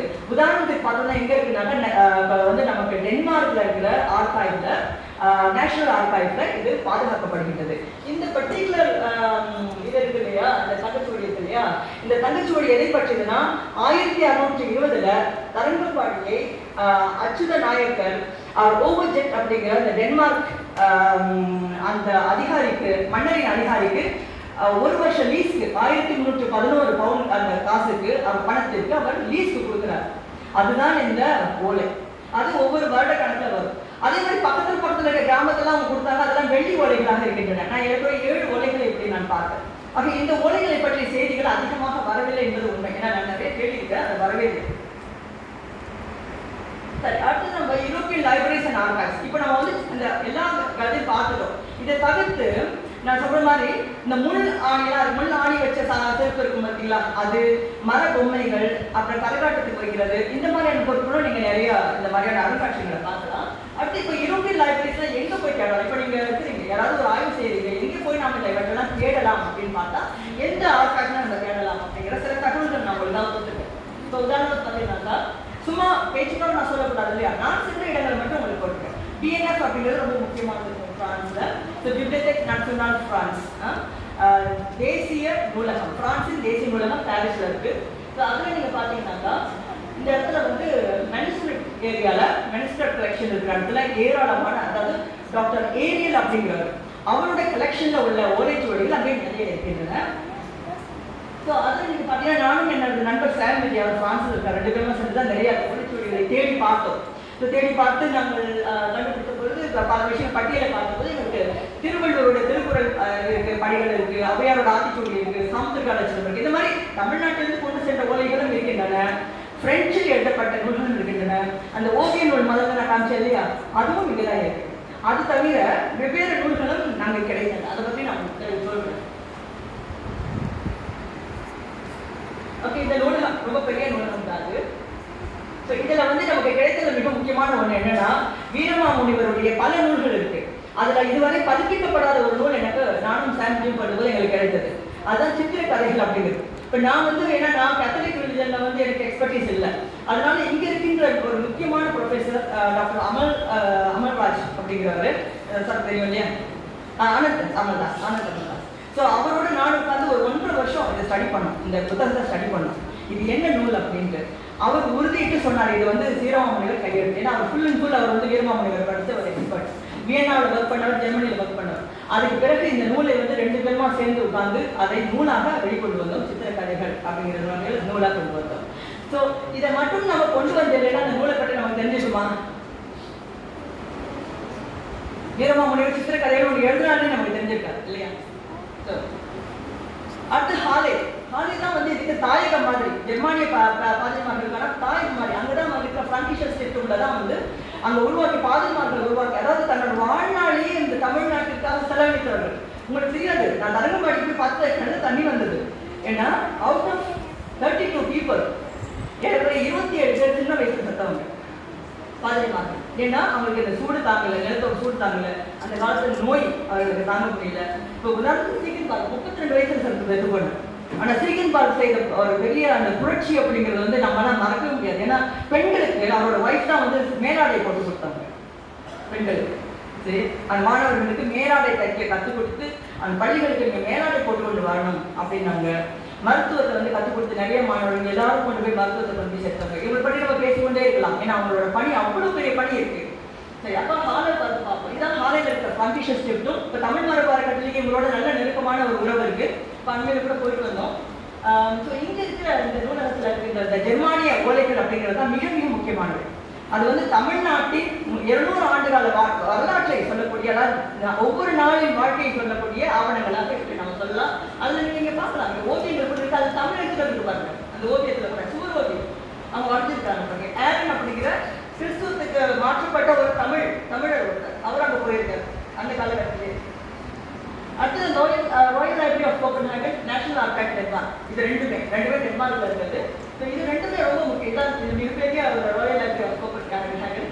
ஸோ இதில் வந்து ஏராளமான ஓலைச்சுவடிகள் அனைத்துமே நாட்குறிப்புகள். மெயினாக நம்ம அதை புரிஞ்சுக்கணும். அதாவது இங்கிருந்து கொண்டு சென்றப்பட்டவை அப்படிங்கிற கற்பனை வாதம்லாம் நமக்கு வேண்டாம். ஸோ இதில் வந்து நான் போயிருந்தபோது நான் அவங்களோட ஒர்க் பண்ணேன். அப்போ எனக்கு அந்த ஒளிச்சுவடிகளை எப்படி தான் வச்சுருக்கிறாங்க. அவங்க ஒவ்வொன்றையும் ஒரு நல்ல துணியில் சுற்றி அது வந்து 200 ஆண்டுகளாக திறக்கப்படாத ஓலைகள் நான் நிறைய பார்த்தேன். அங்கே இருந்த 32 ஓலைகள் தான் கேட்டிருந்தேன். அதில் வந்து ஏற்படைய ஒரு 30 சொல்லலாம் 200 ஆண்டுகள் தொடர் திறக்கப்படாதவை. ஒவ்வொரு தடையும் நான் தங்கும்போது அந்த நூல் உடைந்தது. அப்புறம் நான் தான் நூல் கட்டி வச்சுட்டு வந்தேன். ஸோ அந்த மாதிரி நமக்கு வந்து கொடுத்துட்டு அவங்க வந்து எனக்கு ஸ்டாஃப்லாம் எனக்கு ஒரு ஸ்டாஃப் கொடுத்துருந்தாங்க. நான் 5 நாள் அங்கே இருந்து நான் அந்த விண்ணப்ப பணி செய்தேன். இறுதியில் அவங்க என்கிட்ட கேட்டாங்க, உங்கள் பொருட்களே நாங்கள் பத்திரமா வச்சுருக்கிறோமா அப்படின்னு கேட்டாங்க. தென் ஐ said thank you so much, எங்களுக்காக நீங்கள் பார்த்துக்கிட்டதுக்கு ரொம்ப ரொம்ப நன்றி அப்படின்னு நான் சொன்னேன் உண்மையிலே. ஏன்னா அவங்க கேட்டது நல்லா பத்திரமா வச்சுருக்கோமா அப்படின்ட்டா. ஆனால் எனக்கு என்ன வருத்தம்னா, எப்போதுமே பொதுவாக பேசும்போது ஐரோப்பியர்கள் திருடிக்கிட்டு போகிறாங்கன்னு சொல்கிறாங்க இல்லையா. தமிழர்களை நினைத்தா எனக்கு கோபத்துக்கு மேலே ஒரு எல்லையில்லாத கோபம் தான் எனக்கு வருது. பதில் எனக்கு பேசுறதுக்கு வார்த்தை இல்லை. ஏன்னா ஐரோப்பியர்கள் செய்கிற பணியை வந்து நம்ம எந்த வார்த்தைகளாலும் நம்ம சொல்ல முடியாது. ஸோ இது வந்து இந்த நேஷனல் ஆர்கைவ்ல இவர் இன்னும் ஒர்க் பண்ணுறாரு, ஆர்கைவ் இன்சார்ஜாக இருக்காரு. இவர் டாக்டர் ராமானுஜம். நாங்கள் போயிருந்தபோது எனக்கு அந்த ஓலையோட என் கூட வந்து செய்தவர். இவர் தான் வந்து முதல்ல வந்து டாக்டர் நாகசாமி இவர் தான் சேர்ந்து ஒர்க் பண்ணாங்க முதல்ல. பட் நாகசாமி அங்கே போனாரா என்னன்னு தெரியல எனக்கு. ஆனால் அவர் வந்து இந்த தகவல்கள்லாம் கொடுத்தார், அந்த ஓலையை பற்றிய தகவல்கள்லாம் அவருக்கு தெரிவித்திருந்தார். அடுத்ததாக இது என்னுடைய அந்த அந்த இடத்துல படிக்குது extra. Okay, லைடன் university library Netherlands.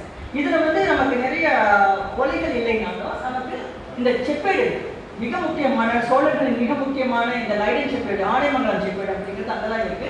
அடுத்தது பிரிட்டிஷ் லைப்ரரி, இங்கிலாந்துல நமக்கு சொல்ல வேண்டாம், ஏராளமான சஞ்சிகைகள், வரைபடங்கள், அப்புறம் நூல்கள், காகித ஆவணங்கள் எல்லாம் இருக்காங்க. அதோட செப்பேடு நான் சொல்லிட்டேன், வேட்டிக்குடி செப்பேடு அங்கே தான் இருக்கு. வேட்டிக்குடி செப்பேடு, அப்புறம் மேகசின்ஸ், இது எல்லாமே அங்கே இருக்கிறத பார்த்தா இதான் வேட்டிக்குடி செப்பேடு. எவ்வளவு சைஸ் இருக்கு பாருங்க. இந்த 10 செப்பேடுகள் 25 சென்டிமீட்டர் நீளம், 8 சென்டிமீட்டர் நீளம், 25 சென்டிமீட்டர் அகலம் உள்ள செப்பேடு இது. அப்புறம் வேட்டிக்கன் ஆர்காய்வ். இப்போ ரோம் ரொம்ப முக்கியம். எனக்கு வந்து அக்சஸ் பல இடங்களில் கிடச்சிது. எப்படின்னா பிரான்ஸுக்கு எனக்கு அக்சஸ் கிடச்சிது. பிரிட்டிஷ் லைப்ரரிக்கு நம்ம நேரடியாக போகலாம், கார்டு எடுத்துக்கலாம், நம்ம போய் நான் சென்டருக்கு போகலாம், எல்லாமே செய்யலாம். அதே மாதிரி ஜெர்மனிலே ஈஸியாக கிடைக்கும். ஆனால் ரோமில் மட்டும் நமக்கு அக்சஸ் கிடைக்கவே நான் ரொம்ப சிரமப்பட்டேன். ஆனால் அங்கே எனக்கு வந்து ஒரு பாதுகாப்பு தொடர்பு நம்ம குழுவில் டிஹெச்எஃப் இருக்கிறாங்க. அதனால அவர் வந்து எங்களுக்கு சில ஏற்பாடுகளை செய்தார். அப்போ நம்ம போயிருந்தோம், இந்த வேட்டிக்கன் ஆர்காய்வ் போனோம். ஆனால் வேட்டிக்கன் ஆர்காய்வ் அக்சஸ் கிடைக்கல. ஆர்ச்சிவ் ஹிஸ்டாரிக்கோ ரோம் அங்கே போயிருந்தேன். அங்கே எனக்கு சில அறிக்கைகள் எனக்கு கிடைத்தது. ஆனால் நான் அதை ரிட்ரைஸ் பண்ண முடியல, ஏன்னா அது பெர்மிஷன், நிறைய பெர்மிஷன் கேட்டாங்க. அப்புறம் பிப்ளித்திகா சிவிகா காட்டோரிட்டி அப்படிங்கிறது கண்ணனுக்கு ஞாபகம் நினைக்கிறேன். நமக்கு வந்து ஒரு சிடி ஒன்று வந்திருந்தது இல்லையா? அந்த சிடியில் வந்து நமக்கு ஃப்ளாரஸ் சைன்ட்ரம் அப்படிங்கிற ஒரு நூலை வந்து ஒரு லேடி நமக்கு பொலோனியாலேருந்து அனுப்பியிருந்தாங்க.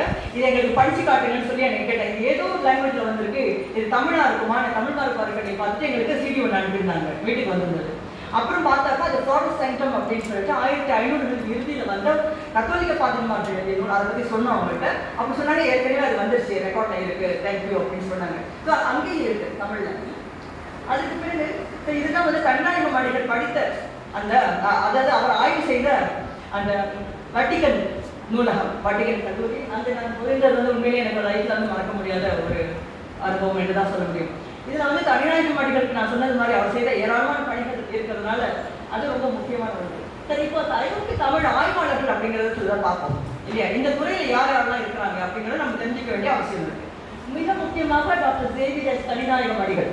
ஸோ அவர் பிறந்து ஸ்ரீலங்கா, வேலை செய்தது, படித்தது தமிழ்நாடு, அப்புறம் ஆய்வு செய்தது இட்டாலி, கடைசியாக அவர் பணியாற்றது மலேசியாவில் இருக்க மலாயா பல்கலைக்கழகம். பிறகு அவர் இறந்து விட்டார் இல்லையா? அவர் ஒரு அருமையான ஒரு ஆய்வாளர். அவர் தான் தமிழின் முதல் அச்சு நூல் மட்டுமல்ல, முதல்ல வந்த காடிலா அப்படிங்கிற நூல், அந்த காடிலாங்கிறது 1575 வருது, அதாவது 1557 வருது. அந்த நூல் வந்து ரோமன் லிபியில எழுதப்பட்ட, லிஸ்பன்ல உருவாக்கப்பட்ட தமிழ் நூல். அதாவது அப்பா கடைக்கு போனா APPA அப்படின்னு வருது இல்லையா? அந்த மாதிரி லட்டின் மொழியில எழுதப்பட்ட நூல். அதான் முதல் தமிழ் நூல், அச்சு நூல், முதல் தமிழ் அச்சு நூல். அது காடிலா. அதை கண்டுபிடித்தவர் இவர். அது மட்டும் இல்லை, தம்பிரான் வணக்கம், ஃப்ளாரஸ் சைன்ட்ரம், காடிலா அப்படின்னு எல்லா நூல்களையுமே, ஆரம்ப கால நூல்கள் மட்டும் இல்லை, போர்ச்சுகீசியன் தமிழ் டிக்ஷனரி அதை கண்டுபிடித்தவர் இவர் தான். அது மட்டும் இல்லை, வெட்டிக்கன்ல நமக்கெல்லாம் அக்சஸ் கிடைக்காம இருக்கிற அந்த நூலகத்தில் இருக்கின்ற தமிழ் ஆவணங்களை கேட்டலாகிங் பண்ணவர் தனிநாயகம் அடிகள். அது மட்டும் இல்லை, உலக தமிழ் ஆராய்ச்சி மாநாட்டை உருவாக்குவர். உலகம் முழுவதும் ஸ்காலர்ஸை பார்த்து அவர்கள் எல்லாம் இணைச்சு அதையெல்லாம் சிறப்பாக செய்ய வேண்டும் என்று உருவாக்கியவர் தனிநாயகம் அடிகள்.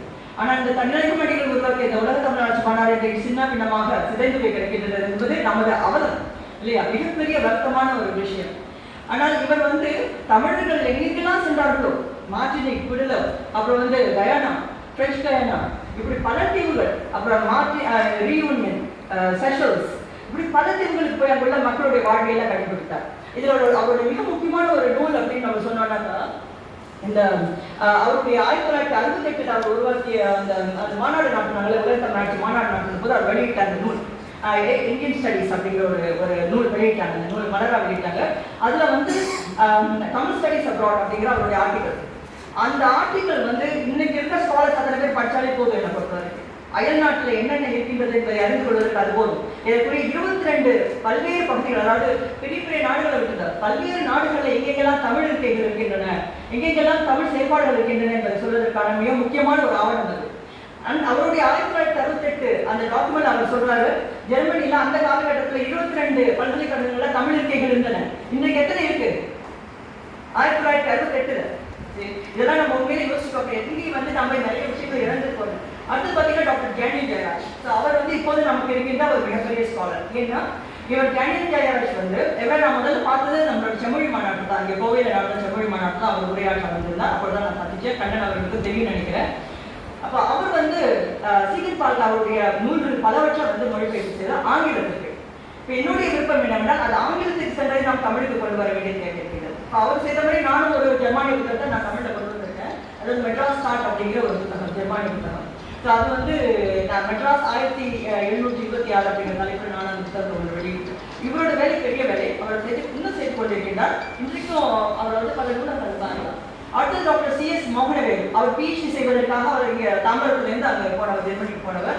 அவர் தான் இந்த கேட்டலாகிங் செய்திருக்கின்றார். ஹாலையில் இருக்கின்ற கேட்டலாகிங் அதை வந்து செய்திருக்கின்றார். அதாவது 2வது கேட்டலாக்னு சொல்லலாம். அடுத்ததாக ரெவரண்ட் டாக்டர் முத்துராஜ். அவர் வந்து பெங்களூரில் இருக்கிறாரு.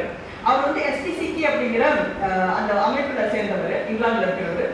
அவர் வந்து பிரான்குபார்லேருந்து எப்படி இந்த பணிகள்லாம் தொடங்கியது என்ற ரிசர்ச் பண்ணி அதை பற்றி 2 பெரிய மானுமெண்டல் ஒர்க் புத்தகம் பண்ணியிருக்கிறாரு. அதுக்கப்புறம் டாக்டர் ஜெய்சீலன் ஸ்டீஃபன், உங்களுக்கு எல்லாம் தெரியும். அவர் பிரெஞ்சு அண்ட் போர்ச்சுகீசியன் ஒர்க்ல ரொம்ப அத்தாரிட்டி நம்ம சொல்லலாம். இப்போதான் மோஸ்ட் ஆஃப் த டைம் அவர் மொரிஷியஸ்லாம் உட்காந்துருப்பாரு. அங்கே இருக்கிற அந்த பிரெஞ்சு அந்த கப்பல்களை பற்றியோ, தமிழ் கூலிகளாக போனவர்களை பற்றியோ, இன்டென்ஷன்ஸ் லேபரை பற்றியோ நிறைய நூல்களை எழுதி அவர் கொடுத்துக்கிட்டே இருக்கிறார். அவருடைய பணிகள் அப்படி இருக்கு. டாக்டர் VS ராஜன் நம்ம வந்து சொல்லிட்டார். ஆல்ரெடி லிங்குவல் தமிழ், அது போர்ச்சுகீசிய தமிழ் டிக்ஷனரி, அதை வந்து அவர் வந்து கொடுத்துருக்காங்க, நமக்கு எழுதிட்டு இருக்காங்க. டாக்டர் ராமானுஜம் நம்ம வந்து காமிச்சல்லையா, அவர் தான் வந்து அந்த ஃபேமிலி அதை பற்றிய விஷயத்தை வெளியில கொண்டு வந்தார் அவரோட வெப்சைட்ல. அது ஒரு பழைய வெப்சைட் ஆனாலும் சரி, அதை முதல்ல வெளியிட்டார் அப்படிங்கிறனால அதுக்கு ஒரு கிரெடிட் நம்ம கொடுக்கணும். அது டாக்டர் சிவசுப்ரமணியம். அவர் டாக்டர் ஜெய்சீலன் ஸ்டீஃபன் இப்போ என்னுடைய ஒர்க் இதை பற்றிலாம் அவர் எழுதிட்டு இருக்காரு. நிறைய சொல்வார், எங்களுடைய வேலை பற்றி தான் அவர் நிறைய பேசுறாரு. அடுத்து மிஸ்டர் சாம் விஜய். இவர் என்ன செய்யறாருனாக்கா, அவர் எழுதவில்லை என்றாலும் ப்ரொபகண்டா பண்றாரு நிறைய. எந்தெந்த ஊர்களில் வந்து இந்த தமிழ் பணிகள் நடந்திருக்கின்ற தமிழ் மக்கள் இருக்கின்றார்கள், அவர்களுக்கு தமிழுடைய தொடர்ச்சி இருக்கு அப்படிங்கிறத வந்து வாய்மொழியாகவும் மீடியாவாகவும் அவர் போட்டுட்டே இருக்கார். அவரோட உடல்நலம் சரியா இல்லை, அவரெல்லாம் கௌரவிக்கப்பட வேண்டியவர்கள் அப்படின்னு நான் நினைக்கிறேன். அடுத்தது நான் என்னுடைய பணிகளாக நம்மளுக்கு நான் நிறைய காட்டிட்டு இருக்கேன். என்னுடைய எல்லா பயணங்கள், என்னுடைய எல்லா ஆவண பாத்திரங்கள், என்னோட நூல்கள் என்ற வகையில நீங்க பார்த்துக்கலாம். இந்த துறையில இருக்கிறவங்க மேபி எனக்கு தெரியாத சில விடுபட்டுக்கலாம். ஆனால் இதெல்லாம் வந்து இந்த துறையான ஸ்காலர்ஸ் அப்படின்னு நம்ம இப்போதைக்கு நம்ம அடையாளப்படுத்தலாம். அடுத்ததாக செய்யப்பட்ட பணிகள் அப்படிங்கிறத பார்ப்போம். இது வரைக்கும் என்ன பணிகள் செய்யப்பட்டிருக்கின்றன அப்படின்னு பார்த்தா, புலம்பெயர்ந்த தமிழர் வாழும் நாடுகளை அடையாளப்படுத்த இதை வந்து தனியாக மனிதர் செய்துட்டார் இல்லையா. அவரால் முடிந்த அளவுக்கு அவர் செய்துட்டார். ஆனால் அதுக்கு பிறகும் அடுத்தடுத்த பணிகள் நம்ம செய்துட்டு இருக்கோம். அப்புறம் உலக தமிழராட்சி மாநாடு, அதுவும் தனியாக பணிகள் அவர் வந்து ஆரம்பித்து வைத்திருக்கார். அப்புறம் ஆரம்பகால அச்சு நூல்கள் கண்டுபிடிப்பு, உலகக்கு அறிவித்தல், வேட்டிக்கன் தமிழ் ஆவணப்பட்டியல் தயாரிப்பு, இதெல்லாம் தனியாக பணிகள் செய்திருக்கிறார். அடுத்ததாக ஆவணங்களின் பட்டியல் உள்ள நூலகங்களை அடையாளப்படுத்தப்பட்டன. இது தொடர்ச்சியாக டேனியல் ஜெயராஜ், முத்துவேலு, நான் இந்த மாதிரி சில பேர் செய்துட்டு இருக்கோம். அடுத்ததாக ஆவணங்கள் பட்டியல் சேகரிப்பு. இப்போ வந்து இப்போ அந்த நூலகங்களே இப்போ பிரிட்டிஷ் லைப்ரரி கேட்டலாக் வச்சுருக்காங்க, BNF கேட்டலாக் வச்சுருக்காங்க, பிறகு ஹாலர் கேட்டலாக் வச்சுருக்காங்க. இன்னும் எங்கெங்கே இருக்கு அப்படின்னு தேடி நம்ம கேட்டலாக் செய்யலாம். ஆனால் இப்போ கேட்டலாக் வச்சிருக்கிறாங்க. பிறகு தொடர்புகள் ஏற்படுத்தப்பட்டுள்ளன. அதாவது அவங்களோட England, Denmark, France, Netherlands, Germany, Italy இந்த நாடுகளுக்கு தமிழ் மரபார கட்டளை தொடர்புகளை நாங்கள் உருவாக்கிட்டோம். அங்கே இருக்கிற அந்த டிபார்ட்மெண்ட்ஸோட பேசி அவர்களோட கடிதங்கள் கொடுத்து நாங்கள் வந்து எங்களுடைய தொடர்பு, அதாவது தமிழ்நாட்டிலிருந்து ஒரு அமைப்பு ஒன்று இருக்கு, இது தமிழுக்காக ஆய்வு செய்ய விரும்புகிறவர்கள் வரலாம் அப்படிங்கிற வகையில் ஒரு திறப்பு ஒன்றை வந்து உருவாக்கி வைத்து விட்டோம். ஆக இனிமேல் வருகின்ற ஆய்வாளர்கள் இந்த உதவியோட, இந்த லிங்கோட நீங்கள் வந்து அந்த தொடர்புகளை உருவாக்கி கொண்டு செல்லலாம். அடுத்து தமிழ்நாடு அருங்காட்சியகங்களுக்கும் ஜெர்மனி இந்தியன் அருங்காட்சியகத்தினுடைய புரிந்துணர்வு ஒப்பந்தம் நீங்கள் பார்க்கலாம். இது 2023 வந்து நாங்கள் வந்து தமிழ்நாடு அரசுக்கும் ஜெர்மானிய இந்தியன் அருங்காட்சியகத்துக்கும் என்று ஒரு புரிந்துணர்வு ஒப்பந்தம் ஒன்று செய்து கொடுத்தோம். ஆனால் எந்த பணியும் இது வரைக்கும் நடக்கவே இல்லை. இது தமிழ்நாடு அரசிலிருந்து எந்த பணியுமே இது வரைக்கும் நடைபெறவில்லை என்பதை வந்து நான் மறுபடியும் வருத்தத்தோடு சொல்லணும். இதை செய்வதற்காக எவ்வளவு நேரத்தை நான் செலவிட்டிருப்பேன் என்பது எனக்கு தெரியும். சாதாரண ஒரு பணி இல்லை. ஏன்னா 2 நாடுகளுக்கு இடையில் உள்ள பணியை செய்வது என்பது சாதாரண ஒரு வேலை. ஆனால் அடுத்து எந்த விதமான ஒரு முயற்சியும் நடக்கவில்லை. இது ஒரு துரதிருஷ்டமான ஒரு நிலைமை. பிறகு மின்னாக்க பணிகள் நிறைவு அப்படின்னு சொல்ல போனா, இப்ப தமிழ் மரபாக்கத்தில் பணிங்கிற வகையில கோப்பன்ஹாகன் சேகரிப்புகள், பிரான்ஸ் தேசிய நூலக சேகரிப்புகள், இவையெல்லாம் வந்து நமக்கு சில உழைகள் நம்ம செய்திருக்கிறோம். அவற்றையே நம்ம நூலாக்கம் செய்து கொண்டு வரலாம். நமக்கு ஃபண்ட் இல்லை, டிஹெச் பட்டுதான் எங்களுக்கு ஃபண்ட் இல்லை, எங்களுக்கு மேன் பவர் மட்டும் தான், அந்த உழைப்பு மட்டும் தான் எங்களால் போட முடிந்தது. அவை டிஜிட்டல் வெர்ஷன்ஸாக இருக்கு, அதை நம்ம நூலாக கொண்டு வரலாம். அடுத்தது நூல் பதிப்புகள். நான் சொன்னது மாதிரி டாக்டர் ஜேனியல் ஜெயராஜ் அவர் வந்து மானுமெண்டல் ஒர்க் செஞ்சுட்டு இருக்கார். ஜெர்மனிலேருந்து தமிழ் கொண்டு வந்துட்டார், ஜெர்மனிலேருந்து ஆங்கிலத்துக்கு கொண்டு வந்துட்டார், ஆங்கிலத்திலிருந்து நம்ம தமிழுக்கு கொண்டு வரணும் இல்லையா. அது மாதிரி செஞ்சு கொண்டு வரப்படாத நூல்கள் நான் முதல்ல ஒரு பட்டியல் காட்டினேன். அந்த நூல்களை நம்ம தமிழ் கொண்டு வர வேண்டிய வேலைகள் இருக்கின்றன. அது அந்த ஏராளமான பணிகள். அதில் இருக்கின்றன. அடுத்ததாக அடுத்த கட்ட பணிகள் அப்படிங்கிறத நம்ம யோசிக்கணும் இல்லையா, என்னென்ன பணிகள் செய்யலாம் அப்படின்னு. ஐரோப்பிய ஆவண பாதுகாப்புகள் நூலகங்களோட புரிந்துணர்வு ஒப்பந்தங்கள், இதை ரொம்ப சுலபமாக செய்யலாம். இதை வந்து அரசு தான் செய்ய முடியும், எங்க மாதிரி அமைப்புகள் செய்ய முடியாது. நாங்கள்லாம் தன்னார்வல நிறுவனங்கள், எங்களால் வந்து ஓரளவு தான் தொடர்புகளை உருவாக்க முடியும். அரசு தான் இந்த மாதிரியான புரிந்துணர்வு ஒப்பந்தங்கள் செய்ய முடியும். நாங்கள் மீடியேட்டர்ஸாக இருந்து உங்களுக்கு உதவி செய்ய முடியும். அடுத்தது இணைந்த கருத்தரங்குகள், இது ரொம்ப ரொம்ப முக்கியம். ஐரோப்பிய தமிழை பற்றிய ஒரு கருத்தரங்கம் என்பது நம்ம ஆண்டுக்கு 2 முறையாவது அல்லது குறைந்தது ஒரு முறையாவது நம்ம கட்டாயம் செய்ய வேண்டும். எப்படி தனியார்மணி 1968 வந்து ஆரம்பித்தாரோ அந்த பணியை நம்ம செய்ய வேண்டிய காலகட்டம் இது நான் நினைக்கிறேன். அப்படி இல்லை என்றால் இதெல்லாம் நமக்கு விடுபட்டு போயிடும். அடுத்து மின்னாக்கம் செய்யப்பட்டு வெளியிடப்பட்ட ஆவணங்களை தமிழ் ஆய்வாளர்களுக்கு அறிமுகப்படுத்தும். அதை பற்றி பேச்சுகள் குறைவா இருக்கு இல்லையா. நம்ம தமிழ் துறைகள் அப்படின்னு பார்க்கும்போது இந்த துறைகளை பற்றிலாம் நம்ம பேசுறதே இல்லை. ஆகியவை பற்றி நம்ம நிறைய பேச வேண்டியிருக்கு. அடுத்து மின்னாக்க திட்டங்களை தொடங்குது. இப்போ வந்து எனக்கு தெரியும், இப்போ சுந்தர் சார் கூட தெரியும் நான் நினைக்கிறேன். இப்போ ஹாலில் வந்து நமக்கு கேட்லாக்ஸ் இருக்கு. அவற்றை வந்து நம்ம மின்னாக்கம் செய்வதற்கு அந்த அவங்க என்ன செய்யறாங்கன்னா தயங்குறாங்க. ஓரளவு செய்துவிட்டு அவங்க வைத்துக் கொண்டிருக்கிறார்கள். முழுமையாக செய்வதற்கு அவர்கள் வந்து முன்வரவில்லை. ஏன்னா எங்களுக்கு ஃபண்டிங் பத்தலை அப்படிங்கிற மாதிரி சொல்றாங்க. ஆனால் ரிசர்ச் ஸ்காலர்ஸ் இங்கேருந்து வந்தாங்கன்னா நாங்கள் சப்போர்ட் பண்ணுவோம்னு சொல்றாங்க. இப்போதான் நான் மார்ச்ல போயிட்டு வந்தேன். அப்போ சொன்னாங்க ரிசர்ச் ஸ்காலர்ஸ் வந்தாங்கன்னா நிச்சயமாக நம்ம பல வழிகளை செய்யலாம் அப்படின்னு சொல்லியிருந்தாங்க. அது மட்டும் இல்லை, கோப்பன்ஹேகன்லாம் போனாக்கா இது கூட தேவையில்லை, உங்களுக்கு இவ்வளோ பெர்மிஷன் தேவையில்லை. நீங்கள் தாராளமாக நீங்களே அவங்கள்ட்ட கேட்டு ஒரு 5 நாள் 10 நாள் உட்காந்து நீங்கள் இந்த ஆவணத்தில் பணிகளை செய்யலாம், ஆய்வு பணிகளை செய்யலாம். அவங்களுக்கு ஒரு தேங்க்ஸ் நோட் கொடுத்துட்டு நீங்கள் தெரிந்து வந்துடலாம். பிறகு ஆய்வு மாணவர்களை நேரடி ஆய்வு பணிகளுக்கு தேர்ந்தெடுத்து அனுப்புதல், இது கட்டாயம். தகுதி வாய்ந்த மாணவர்களை ட்ரெயின் பண்ணி அவங்களுக்கு வந்து நம்ம 1 மாதம் பாஸ், 2 weeks இன்டென்சிவ் பாஸ் அப்படிங்கிற வகையில் செய்யலாம். அதுக்கு டீச்சர் உங்களுக்கு நிச்சயமாக சப்போர்ட் பண்ணணும். எந்த மாதிரியான டெக்னிக் உங்களுக்கு நம்ம இன்ட்ரடியூஸ் பண்ண வேண்டும். அடுத்து ஏற்கனவே தமிழ் மாணவர்கள் மின்னாக்கம் செய்துள்ள ஓலை நூல்களை வாசித்து நூலாக்கும் பணிகள். நான் முதலில் சொன்னேன், எங்கள்கிட்ட ஏற்கனவே ஒரு 50 நூல்கள்கிட்ட டிஜிட்டல் காப்பீஸ் இருக்கு. எங்களால் அதை நூலாக்க முடியவில்லை. அந்த மாதிரியான அவற்றையெல்லாம் நம்ம நூலாக்கம் செய்யலாம். அப்புறம் தேர்ந்தெடுக்கப்பட்ட ஐரோப்பிய தமிழ் நூல்களை மறுபதிப்பு செய்தல். முதல்ல நான் ஐடென்டிஃபை பண்ணி சொன்னேன் இல்லையா, அந்த மாதிரி நூல்கள். பிறகு தேர்ந்தெடுக்கப்பட்ட ஐரோப்பிய தமிழ் நூல்களை தமிழுக்கு மொழிபெயர்ப்பு செய்தல், மறுபதிப்பு செய்தல், மொழிபெயர்ப்பு செய்தல். பிறகு ஐரோப்பிய தமிழில் இந்த துறையை தமிழக பல்கலைக்கழகங்களும் ஆய்வு நிறுவனங்களும் தொடங்கி செயல்படுத்துதல். இது very very important, very vital. இது வந்து நமக்கு கட்டாயமா செய்யலாம். ஐரோப்பிய தமிழியல் துறை அப்படிங்கிறது தமிழ்நாட்டு பல்கலைக்கழகங்கள்ல அல்லது கல்லூரிகள்ல அல்லது நிறுவனங்கள்ல கண்டிப்பாக இருக்க வேண்டிய ஒரு துறை. அதன் வழியாக சாத்திரமான, அதாவது சும்மா ஃபண்டு வாங்கணும், நம்ம பாட்டுக்கு பேசணும், ஒரு ஃபாரின் டூர் போயிட்டு வந்தோம் அப்படிங்கிறது இல்லாமல் நமக்கு வந்து எண்ட் ரிசல்ட் ஒன்று கையில் இருக்கணும் அப்படிங்கிற வகையில் டார்கெட் ஓரியன்ட் ஆக்டிவிட்டிஸ் அப்படிங்கிறது நமக்கு நிச்சயமாக ஒன்று வேண்டும். அடுத்ததாக ஐரோப்பிய மொழிகளில் வெளியிடப்பட்ட திருக்குறள் மொழிபெயர்ப்புகளை மீள் வாசிப்பு செய்தல், சரிபார்த்தல் செய்து மறுபதிப்பு செய்தல். இது ஏன் சொல்றேன்னா, திருக்குறள் உதாரணத்துக்கு டான் ட்ரோல் அவர்கள் எழுதின அந்த நூல் இருக்குல்ல, ஜெர்மனில் வந்தது. நான் ரொம்ப பெருமையாக சொன்னேன், ஜெர்மனில் வந்த முதல் முழுமையான மொழிபெயர்ப்பு. அதுக்குள்ள கலந்து பார்த்தா இந்த சரவண பெருமாளை விட்ட கதையெல்லாம் அதுக்குள்ள வருது. ஜெர்மானிய மொழிபெயர்ப்பா வருது. எப்படின்னா, திருவள்ளுவர் வந்து ஒரு தலித் பெண்ணுக்கும் ஒரு பறைய பெண்ணுக்கும், தலித்துல அந்த வார்த்தை இல்லையே, பறைய பெண்ணுக்கும் ஒரு பிராமண ஆணுக்கும் பிறந்தவர். அதுக்கு பிறகு அந்த அம்மா ஓடி போனாங்க.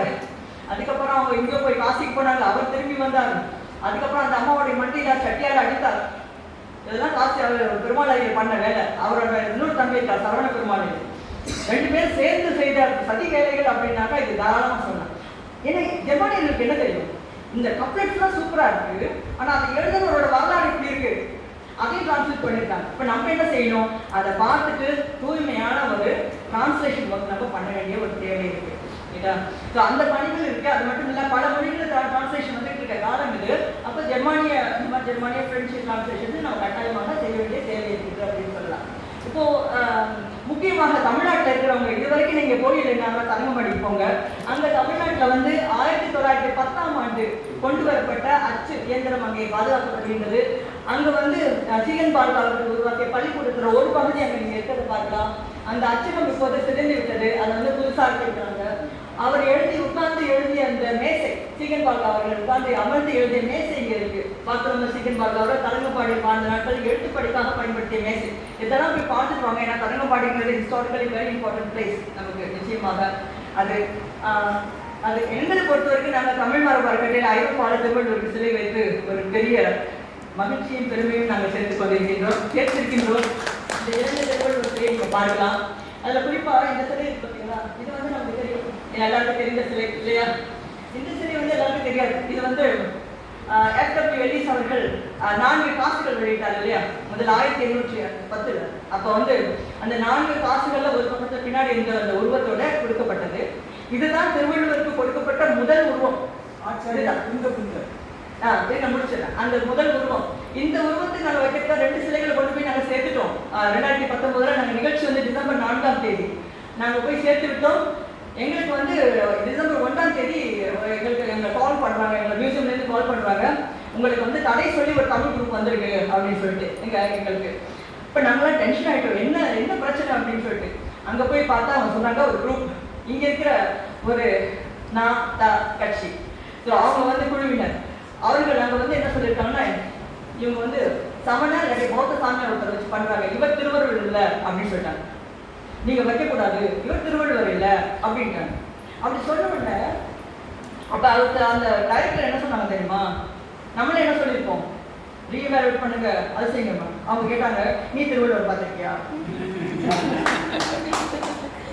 நீங்க பார்த்துருக்கீங்களா, இல்லை உங்க அப்பா பார்த்துருக்காங்களா, அவங்க ஃபேமிலி பார்த்துருக்காங்களா, ஏதாவது இருக்கா, இல்லை இல்லை இவங்க பார்த்து இவங்க உருவம் இது, உனக்கு என்ன உருவம் வேணுமோ நீ கொண்டாந்து வை, நாங்கள் வாழ்ந்துருக்கோம். இதுதான் ஐரோப்பிய சூழலும் இங்க இருக்கிற தமிழ் சூழலும். ஆக இந்த சூழ்நிலைக்குள்ள ஐரோப்பாக்குள்ள நாங்களாம் வாழ்ந்துட்டு இருக்கோம்.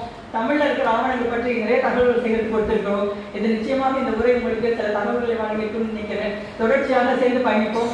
தமிழ் வாழ்வாளர்களின் வெள்ளி விழா இந்த ஞாயிற்றுக்கிழமை நடைபெறுகின்றது அண்ணா நூற்றாண்டு நூலகத்தில். நீங்கள் அனைவரும் வருகிறவர்கள் என்று கேட்டுக்கொண்டு இந்த உரையை முடித்துக் கொள்கிறேன். நன்றி மேடம். இது கிட்டத்தட்ட ஐரோப்பாக்குள்ள எல்லாரையும் கூட்டிகிட்டு போயிட்டு வந்த மாதிரியான ஒரு சிறந்த உரையாக அமைஞ்சிருந்தது. ஒரு சிறு உரையாடல் இடம் பற்றி முக்கியமான கேள்வி ஐயா